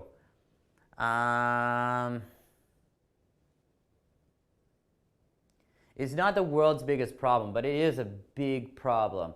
And there are about I think it's about 25 million people. There are about 25 million people living in a terrible country, in terrible conditions, where there's a terrible leader whose dad was also the leader and whose grandpa was also the leader, and they're supposedly communist, but it's basically like a communist monarchy, and they treat their people like absolute garbage. Their people don't know what it's like outside of their country, but they are poor, they don't have enough food, they're constantly starving. The country is garbage, it's run like garbage, it's an awful country, and right across the border to the south, you have this other country that is really successful. It knows how to operate in the world. It's a democracy. People are allowed to choose their president, to choose people to represent them, and they got great food, and they're good people. And so are the people in the northern part. They're good people too, but they've been kept down for about 3 or 4 generations now. 3 or 4 generations of people who have suffered the pain of communist dictatorship and garbage, and those people need to be free. So if I could change one thing in the world, I would eliminate Kim Jong-un. Eliminate Kim Jong-un. Destroy, now this is going to be more than one thing though. Destroy the North Korean military. And unite North and South Korea peacefully. Now, again, this is not an issue that is like close to Canadian people's hearts, but it's an issue that is close to my heart because I lived in South Korea. And again, it's not the world's biggest problem, but it is a huge problem. And yeah, there's about 25 million people living in North Korea, and they live in an absolute hellhole, and it is terrible for them. And 25 million people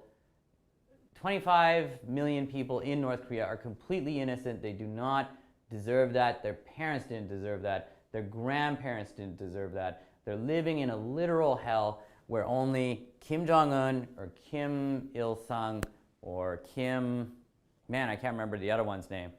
Kim Il-sung, Kim Sung-il, Kim Jong-un, and, oh man. Yeah, all the Kims, the Kim dynasty, they're horrible people. And along with the people at the top, there are other family members and some elite people in North Korea.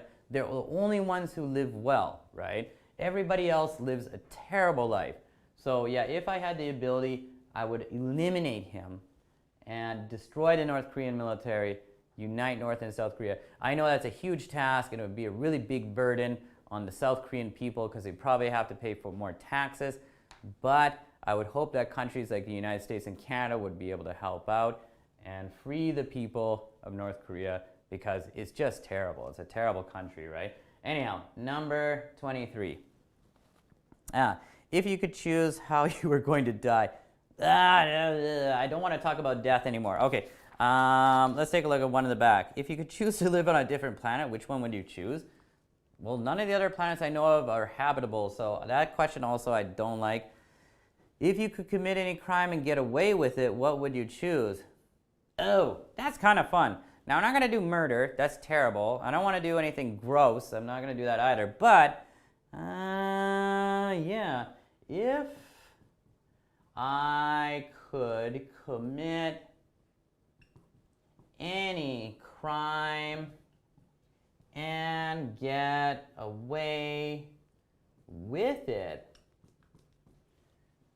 I would commit insider trading.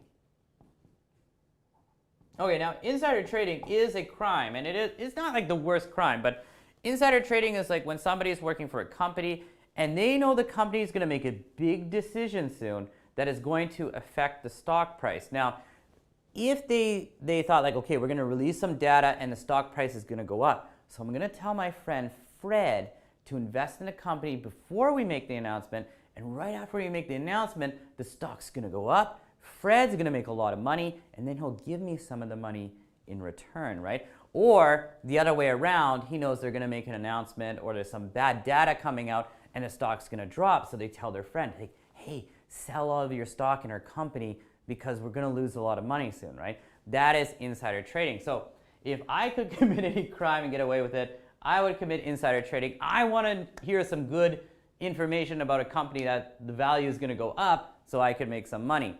But that's illegal. That's a bad thing. I shouldn't do that. But yeah, if I could commit any crime, I think I'd go with insider trading, right? It's not like anybody's going to get really hurt. Hopefully, I'm just going to make some money and not hurt anybody, although that is illegal and you shouldn't be doing that. Anyhow, guys, we're going to take a break in a second here. 26, if you could have only one food for the rest of your life, which food would you choose?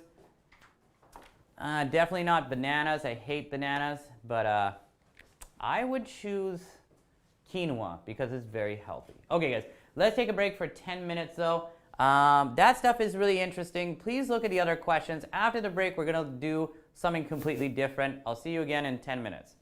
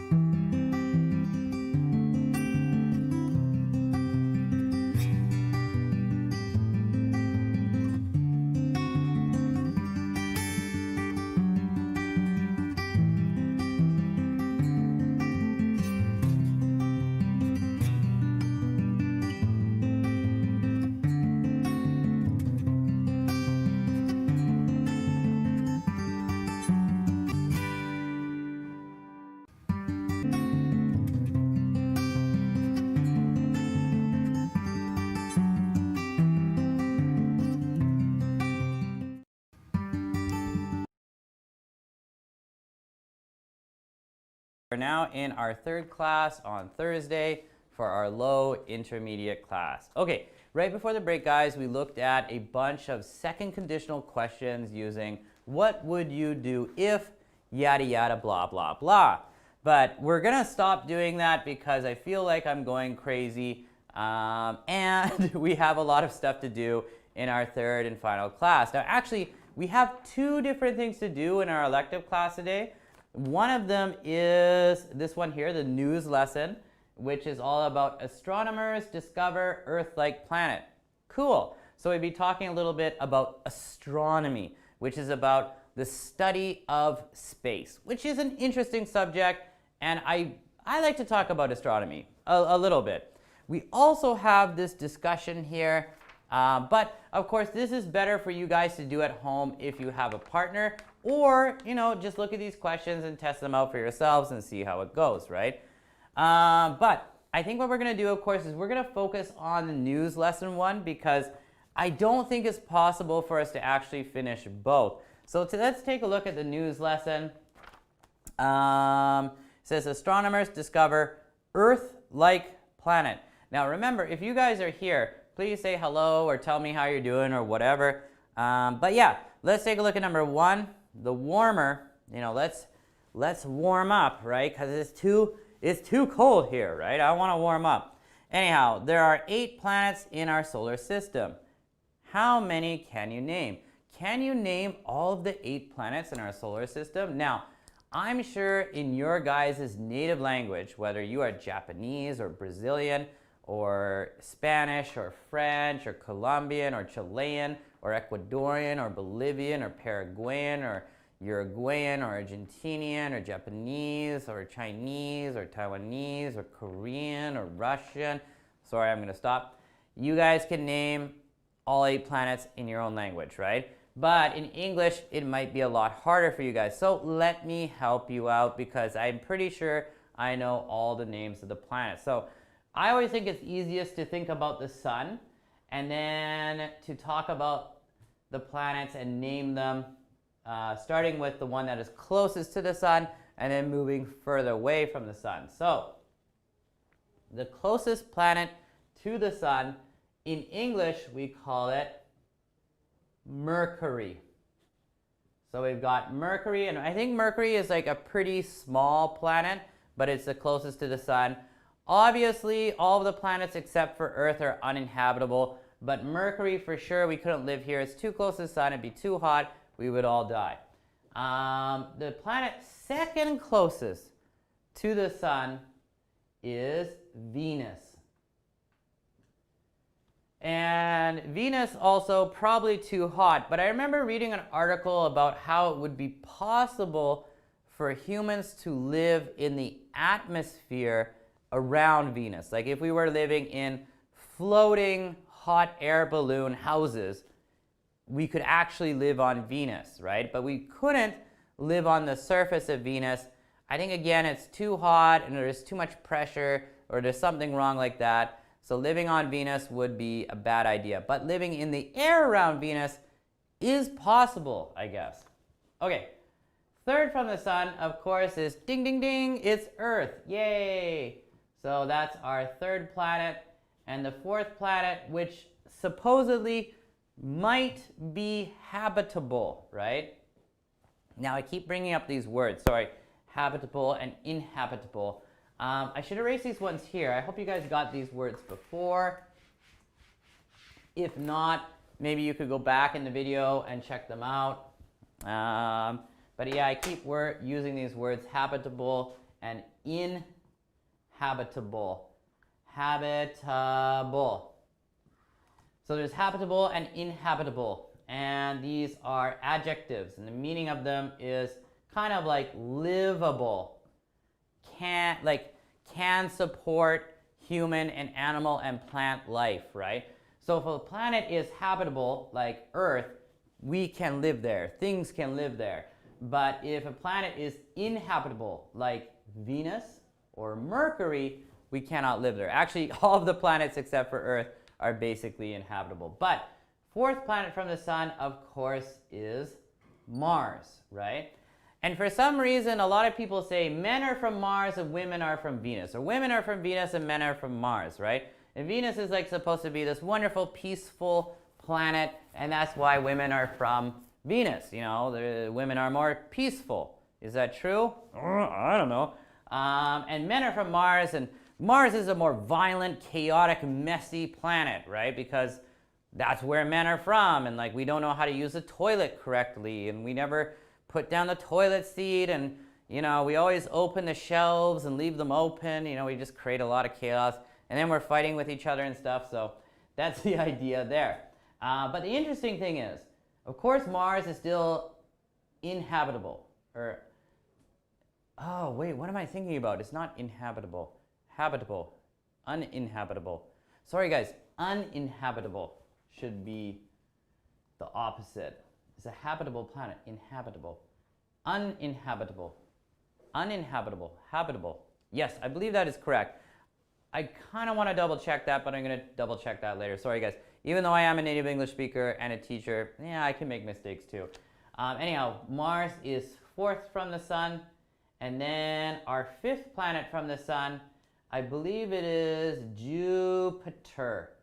And I think Jupiter is the largest planet, and yeah, it's the largest planet. It's got a lot of gas, mostly uninhabitable. Yeah, we can't live there, we would die, right? Okay, so that's Jupiter. After Jupiter, we have Saturn. Saturn is that really fun-looking planet because they have the rings around Saturn. It looks really beautiful when you look at pictures of it, and it looks really cool. So I think everybody's like kind of a fan of Saturn. Okay, number 7. Saturn. And then we have, now I can't remember, I might mess up the order of these two. Neptune and Uranus. Is it Uranus and then Neptune, or Neptune and then Uranus? I believe it is Neptune first, and then Uranus second, or last anyhow, right? And of course, like I said before, all these planets except for Earth are habitable, right? Now actually, I want to double check that. Sorry guys, I'm not like some astronomer. I don't know the correct order. You know, I'm not sure which one comes first. Give me a second here.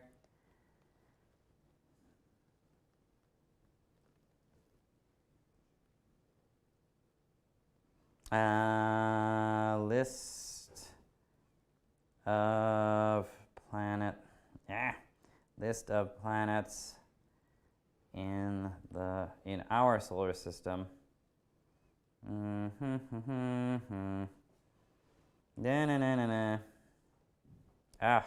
on.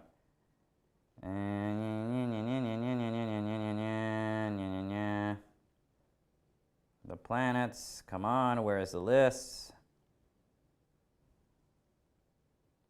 Yeah, Mercury, Venus, Earth, okay, great. Mars, yay, I'm correct. Jupiter, Saturn, Uranus, no! And then Neptune, no! Okay, my mistake, guys. They're actually the other way around. Uranus comes first and Neptune comes afterwards. I think both of these planets are like, well, along with Saturn, and probably Jupiter too. Although Jupiter has a lot of like gas, so it's very hot. But Saturn, Neptune, and Uranus, they're simply too cold. No one could live there. Now, actually, up until about 10, 15 years ago, they also used to include another planet, and now it is no longer included. And that's really sad. And it was called Pluto. But they've kind of figured out that Pluto is not really a planet. I can't remember the reason why, but Pluto has recently been excluded. So poor little Pluto, it doesn't belong anymore. Okay, but let's take a look at some key words or key vocabulary in number 2. It says, fill the gaps in the sentence with these words from the text. The paragraph numbers will help you. So if we don't know the meaning of these words, we could take a look, or we could search in the paragraph for these words, and then it would help us guess which one goes in there.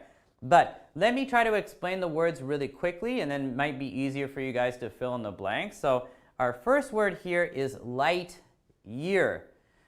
Light year stands for the amount of distance that light can travel in 1 year. So as far as scientists know, light travels faster than anything else that we currently know of, right? There's also like sound travels quite quickly, right? But sometimes you might, for example, see an explosion in the distance, and then a couple of seconds later, you'll hear the sound. But the speed of light is much faster. So the fastest thing that we know of right now is traveling by light. And a light year would mean traveling 1 year by light, and that would be a humongous distance. But I heard, unfortunately, like, of course, in space, the distances between planets or universes or galaxies and suns is so great that if we wanted to go and travel to the closest sun to us, which I think is Alpha Centauri, I could be wrong, but I think it's called Alpha Centauri in English anyhow. I think it's like 12 light years, right? So even if we figured out how to travel using light speed, it would still take us 12 years, and that's still a long time, right? So anyhow, and even traveling by light is theoretically, I believe it is theoretically impossible. So anyhow, just food for thought, kind of interesting. Next term we have here is the verb discover, right? And discover basically has the same meaning as find, right?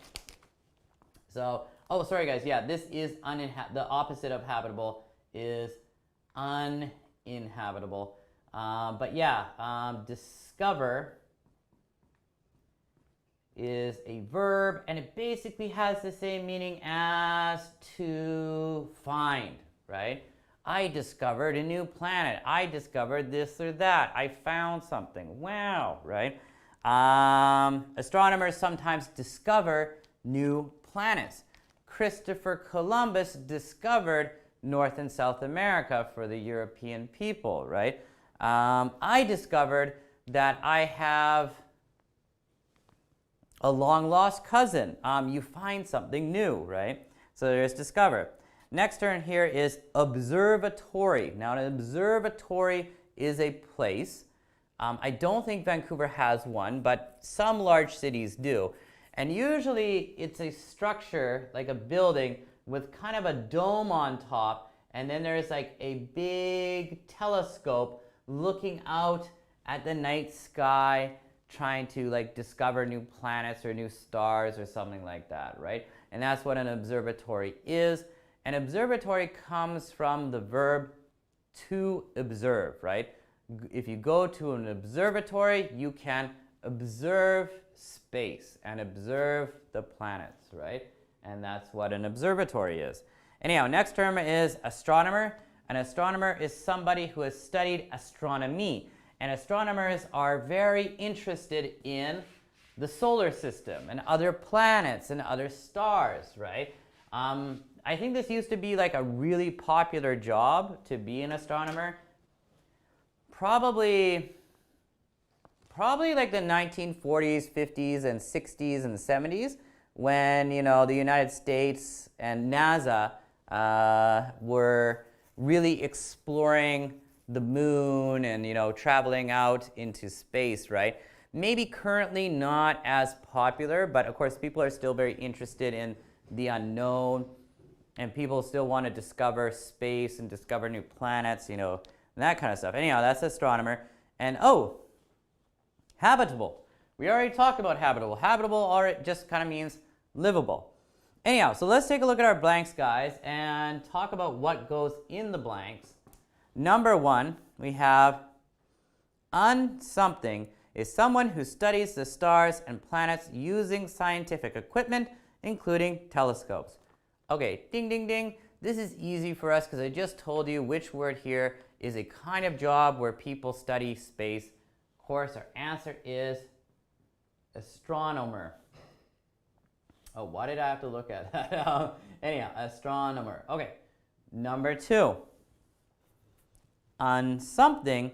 Now, actually, also, if you pay attention to the articles here, it makes it much easier to guess because we got for the first two, so we know that our answer here is going to be something starting with a vowel, at least a vowel sound. Something is a building with a telescope where people study the stars. So astronomers usually go to this place to study the stars. It is an observatory. Oops. Observatory. So that place where, you know, you can look at the stars with a really big telescope, very powerful telescope. Anyhow, number 3, if people blank something, they find something that no one knew about before. If they find something that nobody knew about before. So of course our answer for number 3 is discover. All right, excellent. Moving on to number 4.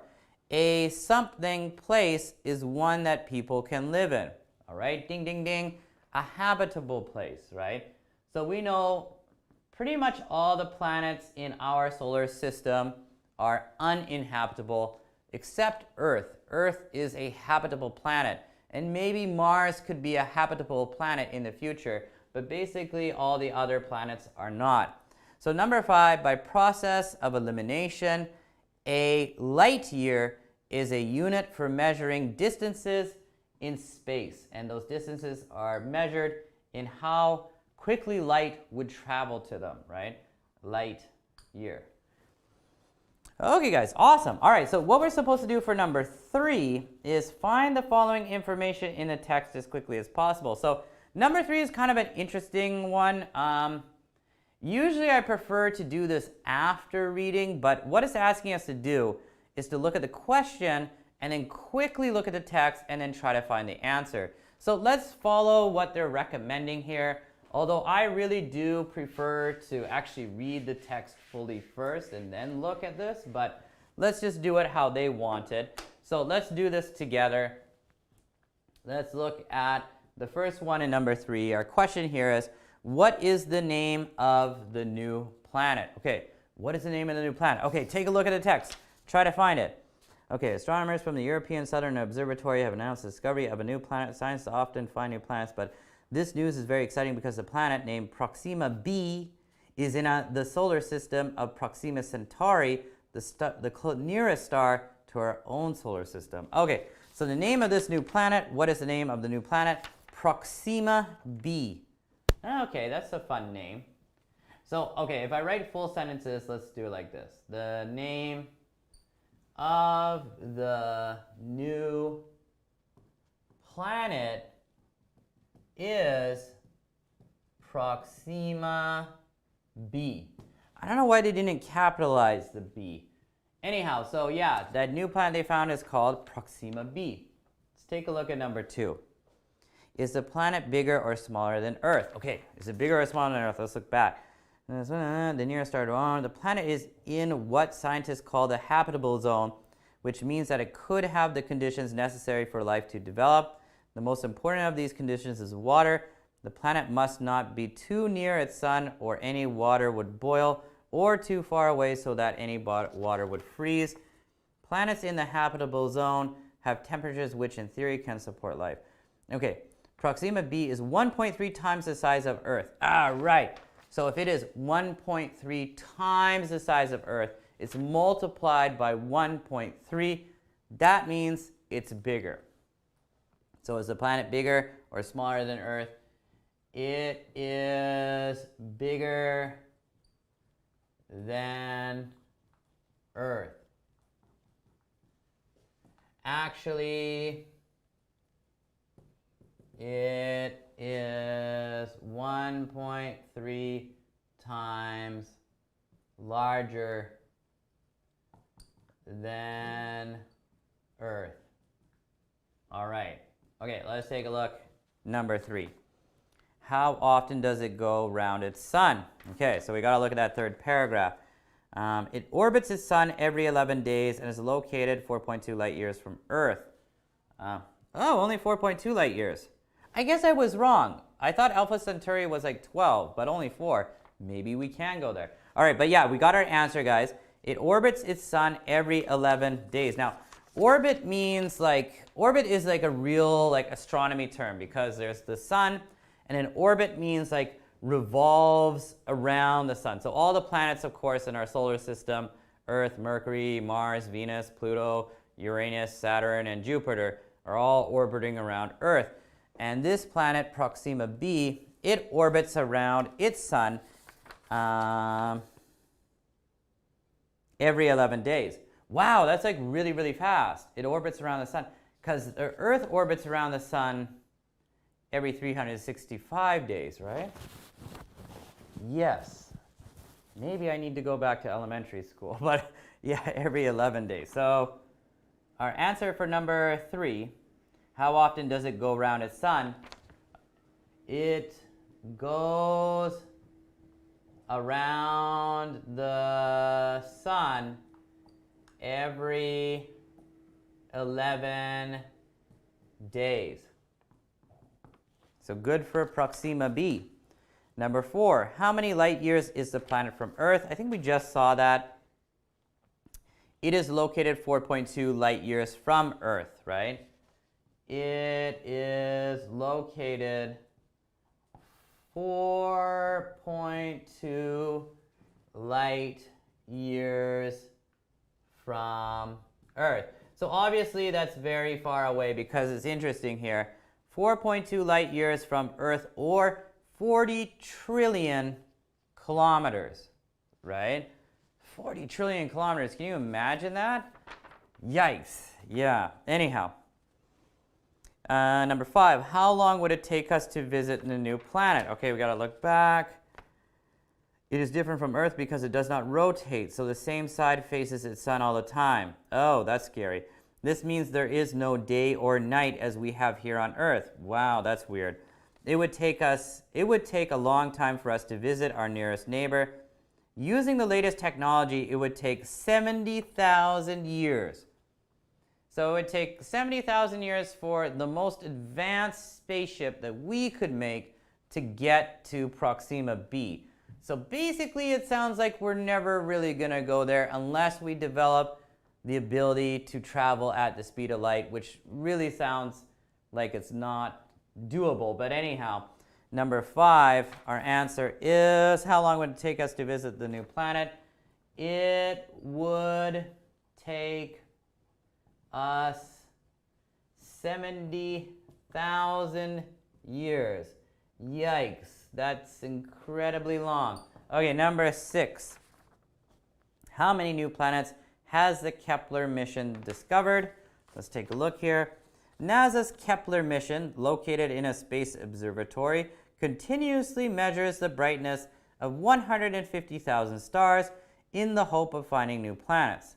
So far, it has discovered over 4,500 new planets, but only 21 of them are in the habitable zone. How many new planets has the Kepler mission discovered? 4,500. It has discovered 4,500 new planets. Wow, that's a lot of planets, but it said only 21 of them are actually habitable, right? So we need to find more habitable planets, because you never know what's going to happen with Earth, right? Maybe global warming is going to doom us all, right? And we're going to have to find a new planet. Anyhow, so number 3 was interesting, guys. So switch over, though, and then we have the actual entire text. Now, I was going back and forth finding the answer. I think it's good for me just to read the whole thing as a whole and then take a look at number 4. So let's take a look at the actual reading text here. It just says, astronomers from the European Southern Observatory have announced the discovery of a new planet. Scientists often find new planets, but this news is very exciting because the planet, named Proxima b, is in the solar system of Proxima Centauri, the nearest star to our own solar system. So actually, guys, I was wrong. Before I thought it was Alpha Centauri was the nearest star, but it's not. It's Proxima Centauri. Anyhow, the planet is in what scientists call the habitable zone, which means that it could have the conditions necessary for life to develop. The most important of these conditions is water. The planet must not be too near its sun, or any water would boil or too far away so that any water would freeze. Planets in the habitable zone have temperatures which, in theory, can support life. Proxima b is 1.3 times the size of Earth. It orbits its sun every 11 days and is located 4.2 light years from Earth, or 40 trillion kilometers. It is different from Earth because it does not rotate, so the same side faces its sun all the time. That's really interesting, actually.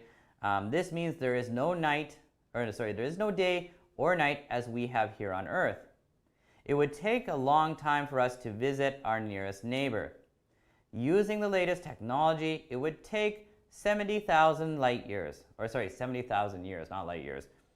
NASA's Kepler mission, located in a space observatory, continuously measures the brightness of 150,000 stars in the hopes of finding new planets. So far, it has discovered over 4,500 new planets, but only 21 of them are in the habitable zone. So we should keep an eye on those 21 habitable planets, right? Anyhow, guys, we got to do some comprehension in number 4 and an exercise in number 5 and 6 and 7 and, oh my god, there's 8 also. So let's try to blaze through these a little bit quickly, because then we can take a look at the fun discussion in number 8, which we probably won't have time for, but we'll try it out. So number 4. I'm not going to write the full sentences. That wouldn't be worth it because I want to get through this a little bit quickly. For what we are doing is match the beginnings to the endings to make statements about the text. All right. So the hint will be in the text, right? Now, number 1 says, the news is exciting. All right. So what are we going to connect that to, guys, right? The news is exciting probably because of something. So the news is exciting. Okay, so definitely C. The news is exciting, C, because the new planet orbits the nearest star to our solar system, right? That's why it's exciting, because it's the closest star to us and it might be habitable. So that's like really good luck for us. If we can somehow get there, if we can develop the ability to travel at the speed of light, it would only take us 4.2 years to get there. And then we could find out if this planet actually is habitable, and then maybe we could colonize it and take the resources from that planet and get richer, right? Just kidding. But we could use the planet for sure, right? So anyhow, 1 would be C. Let's take a look at number 2. If a planet is in the habitable zone. So we know habitable means things can live there. So if the planet is in the habitable zone, E. Because E says it has the conditions to support life. Sounds good. Okay. Number 3, the most important condition.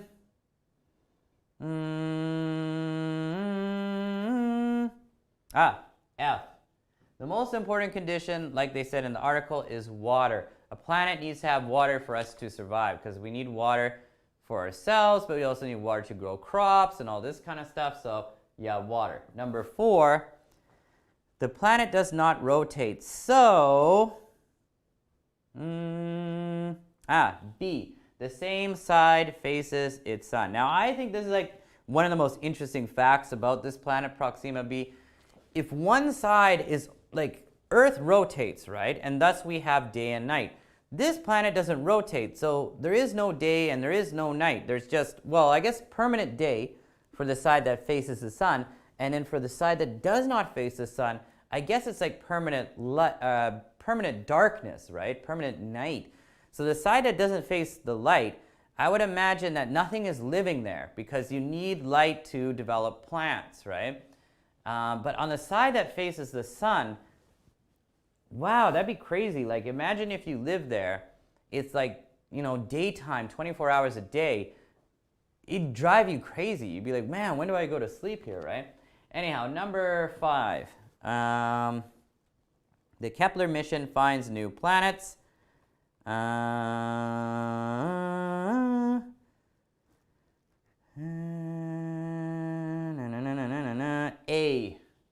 The Kepler mission finds new planets by measuring the brightness of stars. Okay, cool. And then number 6, people will not be able to visit Proxima b because it would take 70,000 years to get there. And there we go. So that's kind of like the sad fact. Like, wow, there's the closest solar system to us, or the closest sun to us, might have a planet that is habitable, and even if it isn't, we could go check it out, and that'd be fun. But it's 70,000 years away. So nobody living right now is going to be able to check it out. Damn, right? That's a bummer. So anyhow, let's take a look at number 5, guys. Number 5 here is kind of like reorder the words. It says rearrange the words to make phrases from the text. Now we have important of these most conditions. So for me this is very easy. The most, whoops, that looks messy, sorry. The most important of these conditions. 2. Time would a long take. It would take a long time, right? It would take a long time. Okay, 3. Of 21 them only. Only 21 of them. Because only 21 of them are habitable. 4. The technology using the latest technology.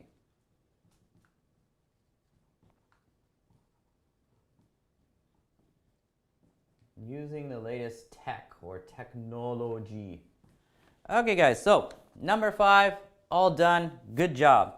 Let's take a look at, I guess I'm saying good job to myself, but anyhow, let's take a look at number 6, which is our vocab focus, and then 7 is our 2-word focus. Again, I do want to kind of go through these quickly. Let's try our best. Let me erase this here.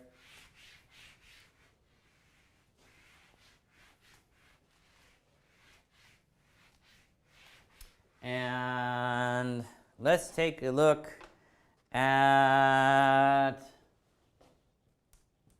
number 6. Okay, number 6. We're matching the words from the text with their meanings on the right. So this is pretty good, actually. Yeah, this is good. Okay, number 1, rotate. Now, rotate. Rotate. What would the meaning on the right be? To rotate would be most similar to D, turn around. There we go. Okay, let's take a look at number 2. Orbit. Orbit. Go around the sun to orbit something. So orbit is like turn around, and rotate is like this.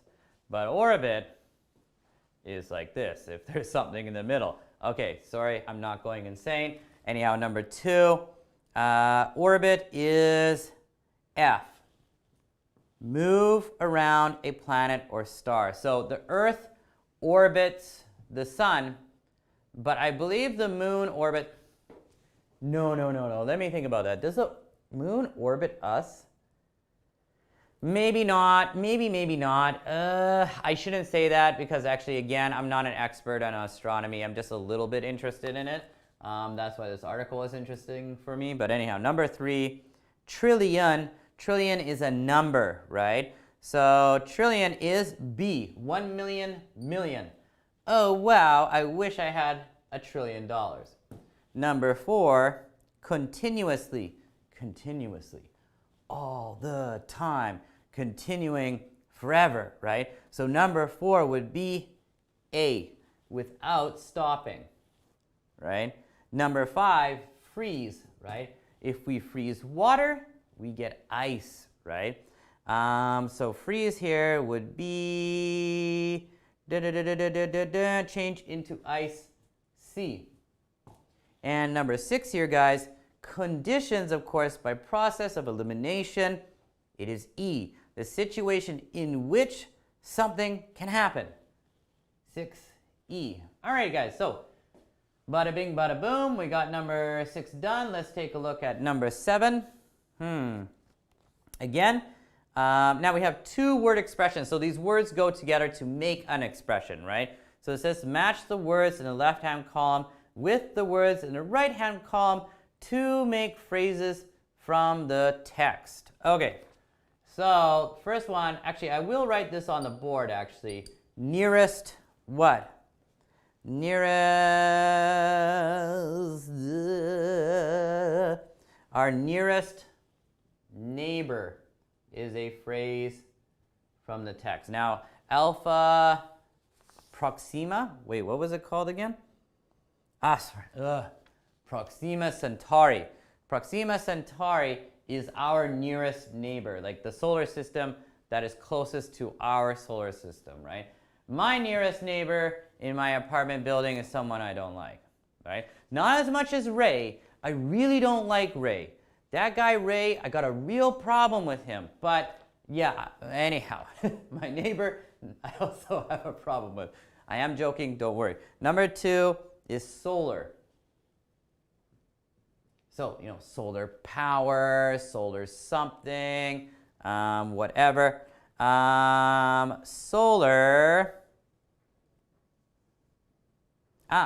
Solar system. So remember, solar system means like our sun and all the planets that orbit our sun. So that means, you know, there's our sun, and then there's Mercury, and then Venus, Earth, Mars, and Jupiter, and Saturn, and Uranus, and Neptune. Or was it Neptune and then Uranus? I think it was Uranus and then Neptune. Anyhow, so that is our solar system. Okay, number 3, latest. This one is pretty easy. The latest technology, right? So what is the latest technology this year? Oh, maybe next month Apple will release its newest iPhone, right? The iPhone, actually I don't know anymore. iPhone 12, iPhone 13. They'll probably give it a different name, like the iPhone Omega or the iPhone Alpha, right? But that would be, you know, the latest technology, or like I think Tesla creates some of the latest technology in automobiles or something like that. Anyhow, guys, number 4, exciting. Exciting what? I have some exciting news, right? Exciting news. We found a new planet. It's called Proxima b, but it's about 4.2 million light years away from us. And even with the latest technology, it would take 70,000 years to get there. And plus, only one side of the planet faces the sun, so the other side of the planet would be uninhabitable. It is bigger than Earth, but I don't know if I really want to live there on a planet that doesn't rotate. That would be weird. Anyhow, so that's number 4. Number 5, habitable. Habitable zone. So they kept talking about habitable zone. A zone, an area where certain planets would be habitable, right? So I think when they're saying habitable zone, what they mean is like the distance from there, like from that planet to the sun, is at roughly the same distance as the Earth is from the sun. And therefore it is in a habitable zone where we could possibly live.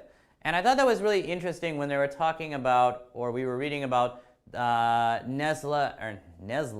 That sounds like NASA plus Tesla, right? Nesla. But when they were talking about NASA's Kepler's mission, observing, 150,000 stars, and they've discovered 4,500 planets, but only 21 of those planets are planets that could support life. Only 21 of them are in a habitable zone.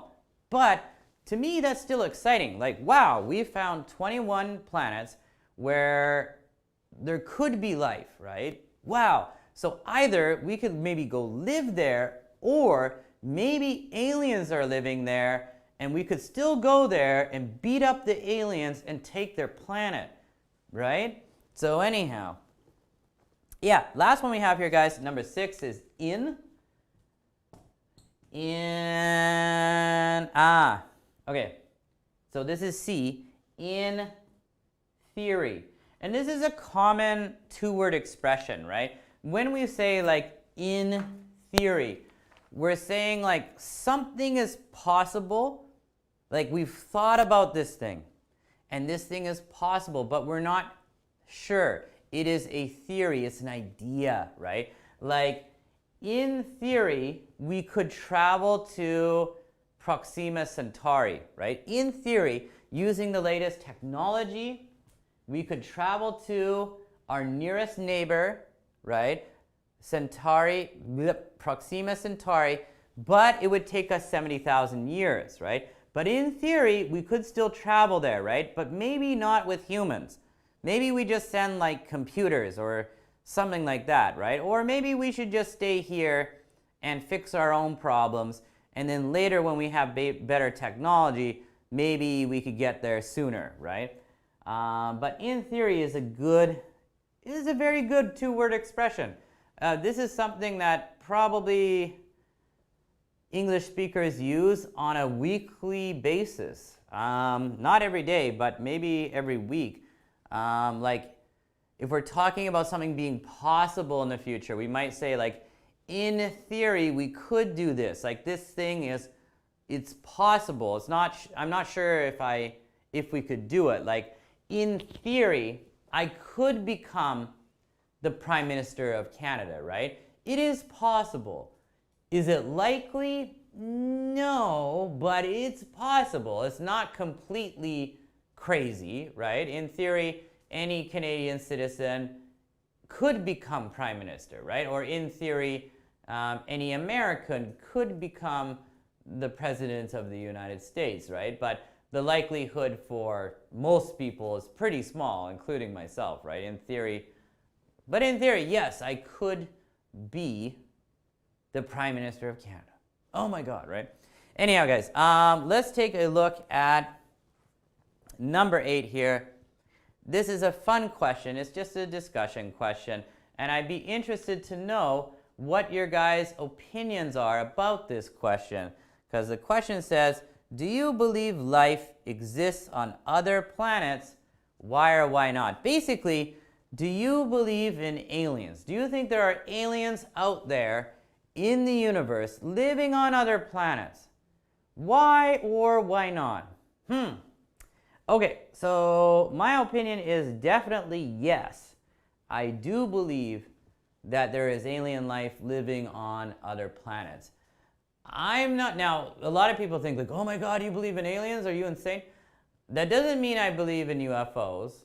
Well, no, I kind of, I'm certain that some people have seen UFOs, but I don't exactly believe that aliens have visited Earth. Let's say that. Because the distances between stars are so great that even with like the best technology, it takes too long to travel between stars. But I do believe that there are, like, you know, the NASA's Kepler telescope has discovered 21 habitable planets out of 4,500. But we know that there's so many billions of stars out there, so that means there are so many planets, and that means there are so many planets within a habitable zone. So I'm sure there are many Earth-like planets out there in the universe, and I'm sure they have life on them.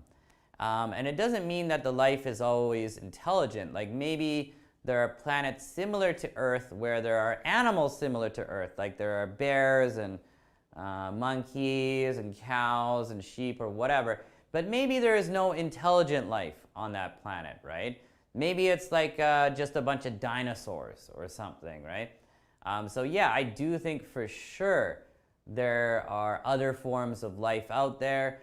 I don't think they have ever visited Earth, and I don't think we will ever visit them for a long, long time. But usually I'm pessimistic, but I do think that humans in the long run, we are going to I think we will fix global warming. I think we will stop it, and I think we will get better, and I think we will develop the ability to heal our planet and to make our planet better. And then I hope that as a race of people, because I don't, how can I say, I believe all humans are part of the same race. We should be working together. That's very optimistic, and it'll take a long time for this to happen. But I do hope in the future that we unite as a race of people and we learn how to treat each other well and with respect.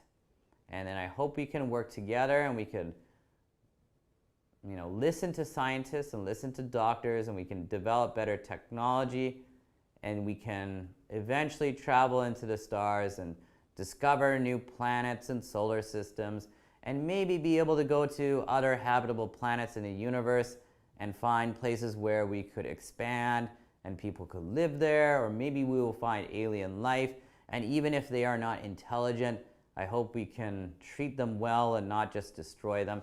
And if they are intelligent, oh my God, we should be pretty scared, but hopefully we can have a peaceful relationship with them and hopefully work with them for some kind of greater good, right?